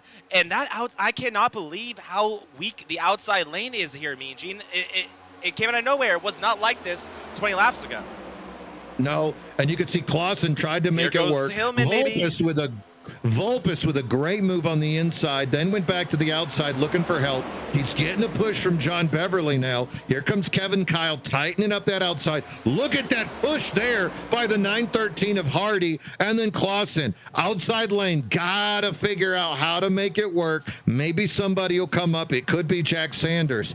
Up front, though, Sanders. 3 individuals, not teammates. Then 2 DDI guys. Jack Sanders finally going to bring it up in front of Volpus. Got John Beverly pushing. Those guys are going to stay together. Outside lane has 7 cars. Inside lane has 11 cars. So only 3 laps to go. Daniel Smith has led so many laps. I don't understand why guys like Geyer, Hillman, and Mata are not coming up. There goes Bollinger. He says, I'll take it. I don't get this right now, Mean Gene. I know that outside lane hasn't worked, but you're not going to win from the inside lane. Why is Smith going to the top? It's going to be 2 to go here. This is some insane driving we're seeing here between all of these competitors, and I genuinely do not know who's going to go where. You have the DDI cars lined up, like you said. Then you have Mata by himself running in 3rd. Tony Iverson being uncharacteristically very patient here on that bottom lane, but Bollinger, a great lead car for that second lane, and once we get to the white flag, this race will be official. We'll see if we're able to do it. DDI not going to do it. I'm waiting. They got to do it now, right now. If they don't cut up right this second, they're done. Geyer is side by. It had to be right now. I don't know. Oh, Applegate almost got into him. Let it off a little bit. Outside lane, just getting side. Here we go. Here we go. Michael Mata and Hillman together. Mata's in that chat with DDI. Smith. Look at up goes Smith to try to block Mata. He's willing to drive a hole through. What driving? Down goes Mata inside. Mata's got Hillman with him. And now look at Dalton Geyer taking it 3 wide. The 53 of Bollinger. The 25 of Sanders leaves Dalton Geyer out to dry. Mata pushing on the inside. Here comes Daniel Smith. They're wrecking. Sanders into Geyer and Beverly. There goes, Mazza, Lewis. And here we go. It's going to be Smith versus, and Hillman gets turned by Iverson. Hillman going to try to hold on to it. He does not. He gets into Iverson, and it's going to be a drag race. And they're wrecking already. Oh, my goodness. Wrecking. It could be Jack Sanders' race. It could be Bollinger and Mata. Gets into him. Who is going to? It's going to be Michael Mata. Oh, my goodness. What just happened? Everybody wrecked everybody. There's going to be some hurt. Oh, my, Bollinger. There are going to be some hurt feelings after that race, Mean Gene. Oh, me, oh, my.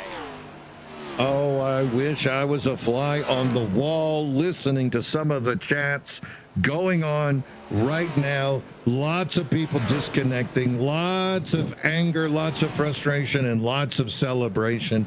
Your winner is gonna be the 16 of Michael Mata. Who got second? Colin Bollinger. I We were know. saying he's a second and a half back. He's out of it. He's out of it. No, he's not out of it. And he was so close to finishes winning. in second. Let's take a look at that And finish, then- Mean Gene. Yeah, that thing got wild. Because I don't even know how to really analyze that. The one thing that stuck out to me, and I'm trying to find a good place to look at this finish for us, excuse me, but the one thing that stuck out to me was that it looked like to me for a second that Bollinger was about to win this race. So we'll go further back. Oh my god. Yeah, I thought Jack Sanders was going to win the race. Me too for a second. Okay, here we go. So this, I believe, is going to be the white flag. Yes, it is. Brilliant move by Mata along with Team DDI to give themselves a chance at the win. Mata with a super aggressive move to the bottom. And here's where the first wreck, I believe, will happen. Look towards the rear of our field here. Let me get us a better angle of this. Here we go. Oh, it's so Geyer, and then look at Novella and Beverly. Looks like they may looks come like together Beverly here. and Novella. Beverly and Novella. Into Right Geyer. into Geyer. And then That's that's going to pick up Kevin Kyle. Yep, and Lewis as well. Hardy, Gambrel, maybe. Clausen and Mazza. Yep, Clausen and Mazza. Wow. So we'll That's go a little Louis bit spinning. for their front. The 12 of Kunin doing the right thing here, going to the bottom of the track, and keep your eye here, Mean Gene, on the 31 of Daniel Smith. That was survival right there on the inside, getting off the apron. Watch this save, because we got another one of our brilliant camera angles that robbed us of seeing this live. But okay, so there goes Iverson. I mean, honestly, just giving an awful push to Hillman. Hillman returning the favor, shoving Iverson up the track, and then Hillman out of control at that point. He's gonna come back up the track, and I think he's gonna collect Iverson. Look at Applegate. And Applegate, yeah. Gets destroyed. T-bone. And now watch Daniel Smith here getting a big push from Bollinger. Behind him is Jack Sanders, and there's Michael Mata. And look at this piece of driving by Daniel Smith here. This car is pretty much wrecked. And Mata says, "Don't worry, I'll save you." Yeah, I'll straighten you out, son. So he does. This is where I thought Sanders was going to And win. then he sends him into Sanders. No, does he? No, he doesn't. Sanders gets into Bollinger, and at this point is where I thought Bollinger was going to win the race. And so Look at now Mata go up high. What a move by Mata. Bollinger turns Sanders, Yep. and Mata, with the presence of mind, drives through it all. And then it just hurt feelings across the start-finish line. Look at Joe Volpes trying to split the middle, saying, I saw you just do this. I'm going to try it out myself. And that's how you get a second place if you're Bollinger. Volpes with... And then this is the fourth place for Sanders, and this is fifth. That's how casual it was for fifth place, because this is what was going on behind them. Oh, yeah, a bunch of legs. Wow. Nice. And then Kevin Kyle's going to finish sixth. Hillman seventh. Clausen eighth, with one of his wheels not turning anymore. Novella ninth. What a mess. What a mess, Mean Gene. Hey, John Beverly coming home in 10th. Good job. Good job for John Bev. Great race from him, and that's why Daytona is so exciting and such a unique experience. As we'll take a look here at our finishing results. Michael Mata getting, I think what we both called what would be an overdue win here in the in the MRL Monday Night Cup Series. A past winner, a past Final Four participant, Michael Mata, back to Michael Mata form. Yeah, we've seen him do a lot of speed out here on super speedways, getting better at the intermediate tracks, knocking on the door, was 7th in points coming into the race, and now going to punch his ticket into the championship round. Michael Mata having a great season on the finish of the last couple of weeks, and then today's win today. Mata got to be thrilled as he's going to punch his way into the playoffs. Colin Bollinger going to make up a lot of points there on Jordan Fisher. Andrew Bolander, 5th, also got to be happy where he is in the points standing. Other top drivers, Matt Novella, 9th, still in the top 10, but not quite where he would have loved to have been. And then Iverson as well. Not the day he was looking for, going to finish back in 18th place. So I imagine we're probably going to see Andrew hold on to that lead, but Colin going to creep it a little bit tighter and increase that lead that he had over Jordan Fisher. What an amazing race. A lot of impatience, but I can't say anybody really did anything wrong. You're trying to win the race. You have no obligation to let people into line. We saw that big wreck that involved Fisher. No side view mirror. There was no way he could have seen that Fisher was below him. No, and that's just super speedway racing. Me and Gene, as your favorite driver would say about a different type of racing. But that really, I mean, one thing I always try to remember, and I really do keep this mentality too when I'm driving, and I think when you look at someone, and I apologize to Tibbets because we were calling Clunan Tibbets for so long when we saw that 12 making those insane moves, but what creates those moves, and you also heard me go on a rant about impatience earlier, and what creates all that is other drivers doing it, right? You see it out there and you're thinking, well, I'm not going to be a victim here. I'm going to go out there and I'm going to mirror them. I always be that way about myself as a person. I try to be very kind, but if you're mean to me, I'm going to mirror your personality and I'm going to be mean back. And I think that's what you saw today. Looking towards the bottom of this field as well today, me and Gene. First of all, shout out to Jose Medina, our pole sitter. It would have been an even more exciting, chaotic, and fun race if Medina could have gotten the chance that he deserved to run up front. Looked like he got a penalty early in the race. Didn't get to really show the speed that was in that 54. So want to shout out him for that pole. Congratulations to him. And then I think Jordan Fisher, oh man, me and Gene, I think he was 2 turns away from dodging a bullet. Because it looked like that Bollinger and Bollinger were going to finish outside the top 10, and from there you can just figure it out with everyone outside, or everyone else he's dealing with. But no, I think you're right. I think the big winners today, besides Mr. Michael Mata, have got to be the Bollingers. Bollinger and Bollinger are going to come out here with a lion's share of points that they really, really needed. I don't have the updated points for us yet, and I think the reason why, me and Gene, I think there's some reviews that need to take place before we get to know who finished where officially. You gotta imagine the MRL officials are gonna go ahead and take a little peek at all of those things. I'll tell you what we're gonna do though. I'm gonna go ahead and just pull in one of our top 3 drivers here. Joe Volpus got 3rd, but he's also a league admin, so we can play 20 questions. Let's pick his brain. Let's make him uncomfortable. Yeah, we can play 20 questions with this guy. Let's see what happens. Hey, Joe, got 2 right in the booth. You got us. You got to check on us, brother? Joe, can you hear me? You know something's Can you wrong. hear me? Oh, we got you. Can you hear me? There he is. He was muted. He was still in the sensor mode. Joe, 3rd place, man. Tell me about it. Yeah, so, I was trying to get you guys to pull me a little sooner, just from an admin perspective. The whole finish of the race, that last lap, is under review, so pretty much anything that happened there at the end is very unofficial at this moment in time. So can you give us unofficially specific 3rd. incidences? Like, can you give us like specifics of what you're looking at? So just looking at everything that happened between pretty much everybody on the last lap, the incident that came out of 2 isn't really in question. We saw what happened there. That's just racing in the middle of the pack. Unfortunate that a lot of guys got wiped out in that.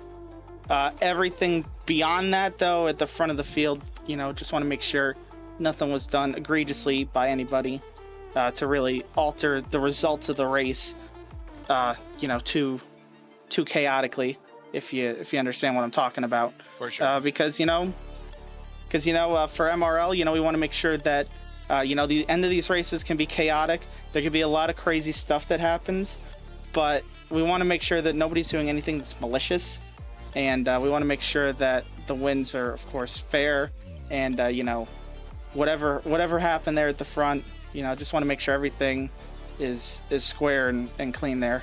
I just wanted to say that on behalf of the admin cap. So if you have a question for the admin side of stuff, I was going to say, I have one more take it question now. for admin Joe. I don't care about Racer Joe. I'm just kidding. I do care about Racer Joe. But I do have one more question for admin Joe, and that is, and I think Gene's going to want to know this too, what the hell happened in the beginning of the race? Why did half the field start in the pits? Well, I guess that's more of a question for driver Joe than admin Joe. Oh, so Mean Gene was right. That was intentional? Yeah. I thought that's what they were doing. Wow. So you guys just not wanting any of that smoke to start this race? Okay, so you want me to switch now? Yeah, you can Are we switch. switching? Put on the other hat. Okay, all right. So at the start of the race, we teamed up with D-Generation X there. Teamed up with Louie and Jack and Kevin. We're all good friends with each other and stuff. So might as well join forces for a super speedway race. And we made the collective decision. Let's go out there. Let's see if we can get the pole, get the best pit stalls we can, and then we're all going to start from the pits and stay out of the chaos at the start. Without the fast repair anymore, you really have to be able to make it to the end. So that was our whole plan. Was all right. Let's just make sure we all make it through the first half of the race without anything too crazy happening. And we saw there was a few wrecks there in the first half, and we were able to avoid them successfully by running where we were. So that was pretty much, that was intentional. It worked in our favor to get some stage points for some of us, so that was good. Yeah, and then there's just the cautions kept falling. Pretty much, there's a lot of chaos. Some of the stuff that happened in the race there was pretty interesting. I guess guys are still in the NASCAR heat mentality where you could just floor it into the car in front of you when you're 7th or 8th in line, and you could just shuck people out of the way because the physics are the cars drive like refrigerators on wheels, but that is not the case on here. You start doing that kind of stuff and it's going to create problems. And I think we did a good job avoiding too many big wrecks from the way some people were driving for a super speedway. I think I got some damage from somebody from doing one of those really, really sensible moves at one point there, to where leading the line there at the end, it just wasn't going anywhere, or even pushing, it wasn't really working either. But once I got to be in the third car in line, that's like where it would like start going. So I was just trying to position myself best, because I know the last lap, this is typical for a last lap super speedway. It's just about surviving once you cross for that white flag.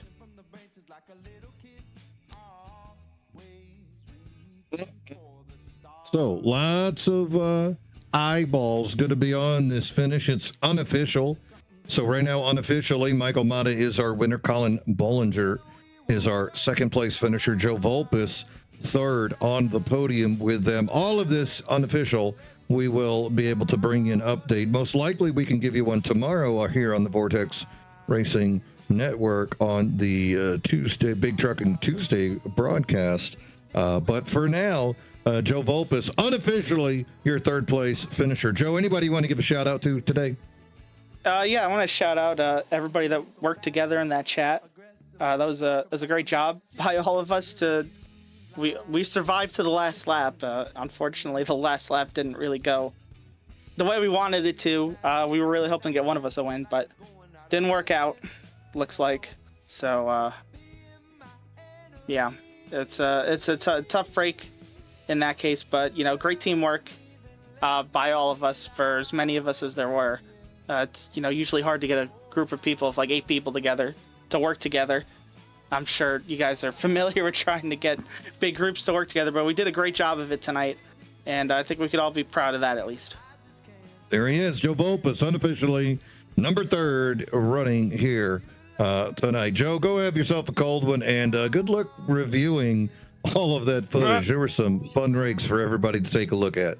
Unofficially, congratulations. Appreciate it. I'm going to go take that. Yeah, thanks. I'm going to take the driver hat off and go put the admin cap back on and see what's going to happen. Yep. So, looks like Farmer's showing video. Go enjoy. He's like doing like the Victory Lane hat dance, except he didn't win. But it's just as good. It's just as cool. All right, so let's bring in our. You want to bring in our unofficial second place guy for you? Yeah, we might as well start unofficially bringing people in. Unofficial. So, let me know when we got him. You got him. Mr. Colin Bullinger, we got you, my friend? Yes, sir. What's going on, guys? Well, that was an extremely normal finish. Just nothing stood out at all there, right? Nothing to see here. Yeah, nothing at all. I don't like. People always tell me, Mean Gene, like, how do you think of questions to ask during interviews? I'm like, it's really easy. But this is one of the times where I'm kind of at a loss for words. So I guess Take us through the last lap there, Colin. I mean, normal. I mean, I guess for MRL. I mean, it felt pretty normal, but no. I mean, honestly, going in the last lap into one, I think I was in the high line with a group of 4 or 5 cars, and I saw one of my teammates, Daniel Plant Smith. He was all out on the outside by himself. He kind of ran in the middle lane. So I said, well, I'll pull down and give him. I literally said in the chat, I'm like, yo, I'm pushing you. Hold on to the car. And we went through the corner and we made time. And I think a bunch of guys behind me, they left out 1 or 2 of the cars on the outside and they came with us.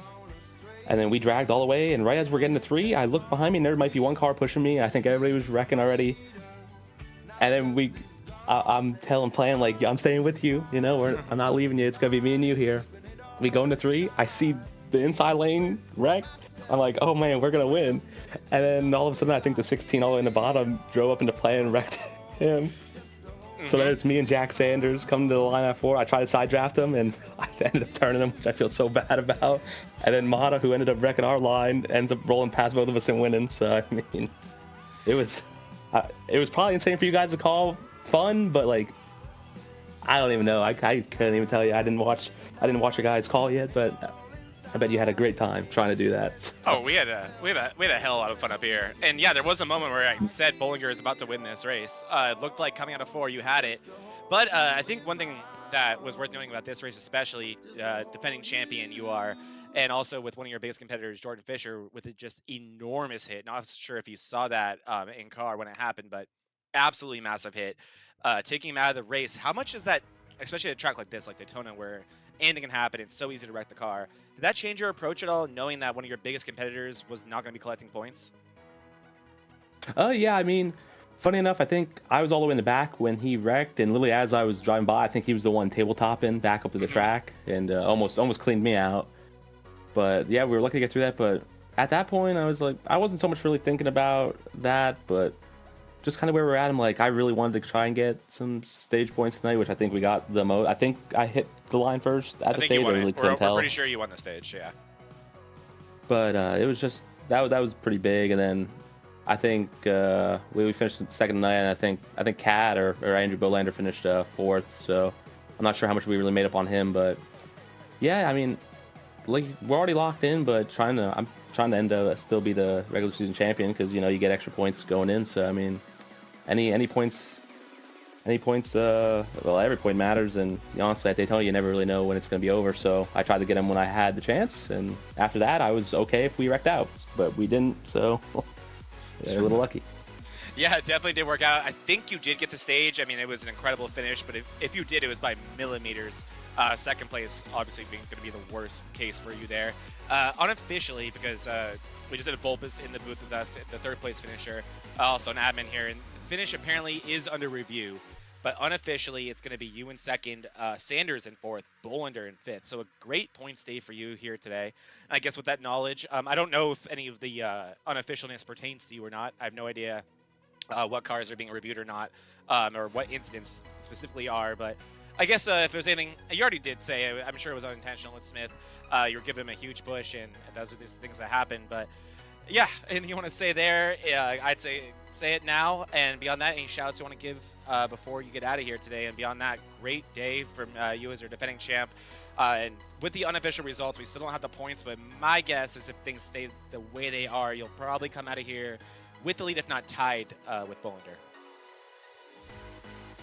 That's great. I'm hoping we really don't get nothing. I don't really think I did anything on purpose. Like I said, I know me and Sanders got together, but it wasn't really an intentional. We kind of just were trying to win the race, and we ended up wrecking each other in the process, like everybody else. So, I mean, no, I'm like you said, I'm just glad to get out of there. I hate super speedway racing. It's the most boring thing for me. So other than tonight, I actually had fun for once in my life running here, but I'm just glad to get out of here with, like I said, maybe a points lead, but maybe even close, maybe tied. But shout outs, I really don't have none. Just you two guys for, you know, being up here in the booth, putting on a show, probably screaming your freaking hearts out watching that last lap. So yep, yeah, just you guys. It wasn't just the last lap, Colin. It was the majority of the race, if you can't tell by our voices. But amazing job today, and yeah, I'd agree. I mean, that's just the way super speedway racing goes. I love being in the booth for these so much. I look forward to these races so much as a commentator, but I agree with you as a driver. I hate this type of racing. It just is so brutal. It's boring until it isn't, and then when it isn't, it's the most white knuckle racing you'll ever do, and for me, it typically doesn't last very long. But you put on a show today. Great job, and congrats on keeping the momentum rolling as we get in the nitty-gritty of this regular season. Thank you, guys. There he is, the number 53 with a great run here today. Unofficially in second. Going to make up some points over the third place driver of Jordan Fisher. But Andrew Bolander not too far away. So I think Andrew's going to keep that point lead. But let's go ahead and see what we can do about pulling down our unofficial. That just sounds funny to say, doesn't it? It sounds funny. I think of all the things that may change, I don't think Michael Mata's losing that W. All right, I'm going to pull him down And watch, I just jinxed that slowly but surely until I got him there. Yo, Michael Mata, you got Mean Gene Zach up in the booth. Can you hear us? I got you. All right. We just pulled him down here unexpectedly. He's got his eyes wide open wondering what happened. Mr. Champion, punching your ticket in. It's unofficial right now. I don't know if you've heard. MRL officials taking a little look at things. Yeah. But we're looking at the replay. It doesn't look like you're in too much contact with people there. I think you're the safe one. Yeah. I don't think they were talking about me. No, your ears look pretty. They're not red, so I think you're okay. I'd agree with that. Yeah, but How do you feel, bud? You've been knocking on the door, 7th in points, had some good runs, running out there all by yourself, no official teammates, but yet you bring this thing home. I mean, you got to be up on cloud 9 right now. It doesn't feel great. I'm not gonna lie. I mean, I just wanted to side draft him, and Bollinger was just a little bit higher, and that's who I saw in my mirror.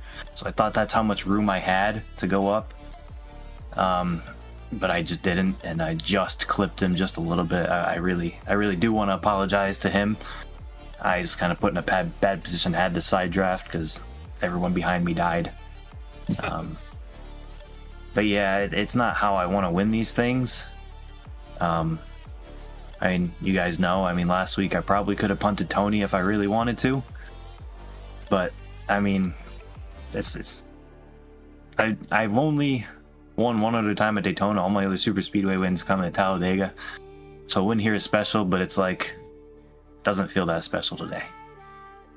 Well, that is very humble of you, Michael Mata, the number 16 driver, victorious here, unofficially showing humility until the official results come out. But right now, Michael, still, you were up front pretty much all day. One of the faster cars, able to use the top and the bottom lane pretty easily. We saw that outside lane putter out many times. Can you tell us what was happening up there, and what was the indicator for you when it was time to go high or when it was time to go low?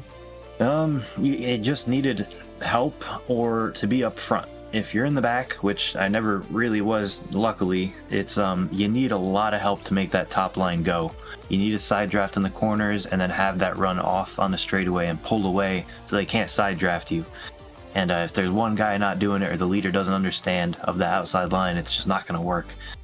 So I tried a couple times pulling out a line by myself, seeing what it would do, seeing if I could side draft the inside car, pull up in front, but it really wasn't working.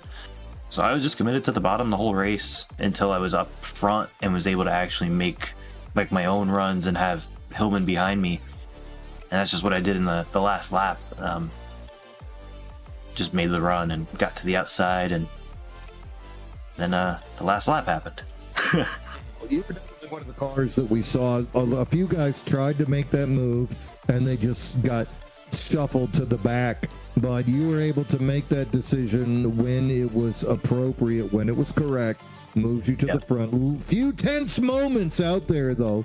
We saw you go up, down, up, down. The other car trying that, we saw the 44 of Dylan Tibbetts try that a few times. He ended up getting involved in an accident, finished 14 laps down.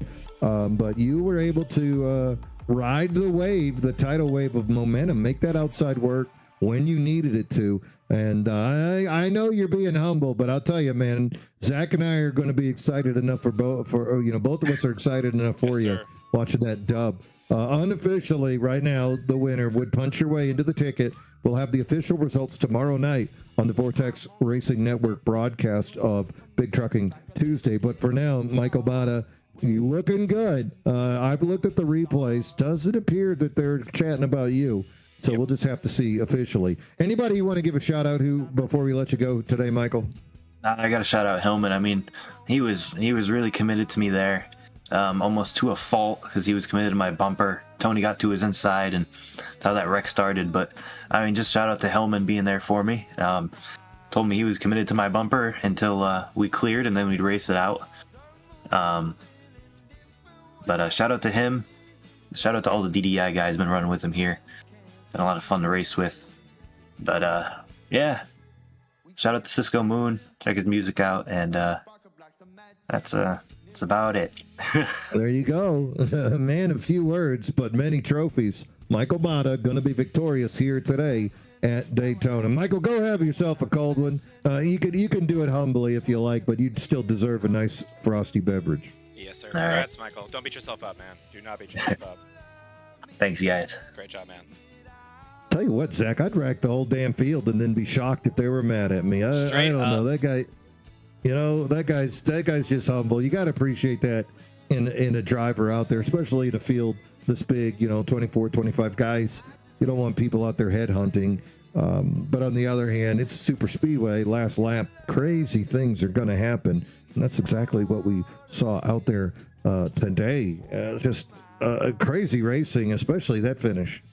Yeah, absolutely insane, and I couldn't agree more. Me and Gene, if I'm Michael Mudd in that situation, I'm gonna do what I want to do, and I'll find out later if I'm gonna be penalized for it or not. I don't think Mudd did anything egregious. I don't want to speculate too much, but I don't think that's what Vulpes was alluding to there. I think he was alluding to other stuff that happened, and I don't want to speculate about that either. And they're not updating points. They're not updating points either, so they're eyeballing it. We got nothing to show you guys right now in terms of points, but I still think if I'm gonna speculate about anything, me and Gene, I don't think anyone's gonna be penalized. We'll see. Maybe there were some incident point DQs that are not gonna be taken away. I could see that being a possibility. We can't even see if that was a reality or not with the lack of data available to us right now. But I'm not expecting anything too egregious to happen there. Not to Bullinger, not to Sanders, Bolander, Mata, Iverson, anyone involved in that last lap. I don't think anything too crazy is going to happen. It's just super speedway racing. It's absolutely insane. I've been in the situation Mata is, and I'll tell you, for me personally, I regretted, and I don't blame Mata for being the way he is, but I regretted acting the way Mata is right now. Because it's hard. It's so hard to win, especially in a league like this. It's so damn hard to win, and you should enjoy it like it's your last, because you never know every time you win. And I hope Mata is able to do that the next day or two and really enjoy this win that I think he earned. We speculated a lot about maybe him being alone, but he had those DDI guys helping him, and it paid out in the end. It was a perfectly executed strategy. They waited till the right moment to strike, and it worked out for one of them. And too often than not, that's all you can hope for in these type of races. Yeah, it was really synchronized the way they were moving. You could see the Mata was up in that chat with those two guys. Unfortunately, Dalton Geyer got caught up on the outside. Nowhere for him to go. But the other two, Hillman and Mata, making their way through until finally it was Michael Mata winning there at the end. That is going to wrap us up, ladies and gentlemen, from Daytona. Heck of a broadcast here tonight. Want to thank our sponsors tonight, Chantilly Lace Photography. You can find them online, chantillylacephotography.com. You can check them out on Instagram. That's Chantilly Lace LLC. They're also on Facebook. These guys can give you weddings. They can do bridal showers. They can do any kind of family gathering, family things. They do boudoir photos as well. If you're a brand new photographer on the East Coast, these guys will give you their setups for their camera, lighting, all kinds of opportunities there. Family business. Brandon and Krista Guerin running that thing, one of the top 5 photography studios on the Southeast Coast. Give them a shout. Give them a little like on the social media, Chantilly Lace Photography. Also want to thank KK Woodscapes for the support that they've given us. KK Woodscapes, Kevin Kyle, making trophies for our Moonlight Racing League, as well as our sister league, Bonfire Race League. You want to memorialize an event in your life, a victory, or hey, even a participation trophy. He might snicker at you, but he'll definitely make that wood keepsake for you as well. That's KK Woodscapes, our second sponsor here. That is going to wrap up the action. Mike Omada, unofficially your winner here from Daytona International Speedway. Monday Night Mayhem on the Vortex Racing Network. The MRL season number 5. Going to wrap up season race number 7. Next week, the boys will be at Sonoma. That is the only road course here on our schedule. So going to be fascinating to see how many drivers show up to do battle on the mean streets of Sonoma. On behalf of myself, Mean Gene Money, my broadcast partner, Zach Panzarella, all of our sponsors, KK Woodscape, Chantilly Lace, the admins, John Beverly, Joe Volpus, Steve Fugej, and David Owens. It's been my pleasure to bring you this. We'll see you tomorrow night for Big Truckin' Tuesday, and as always, bottoms up and hammer down.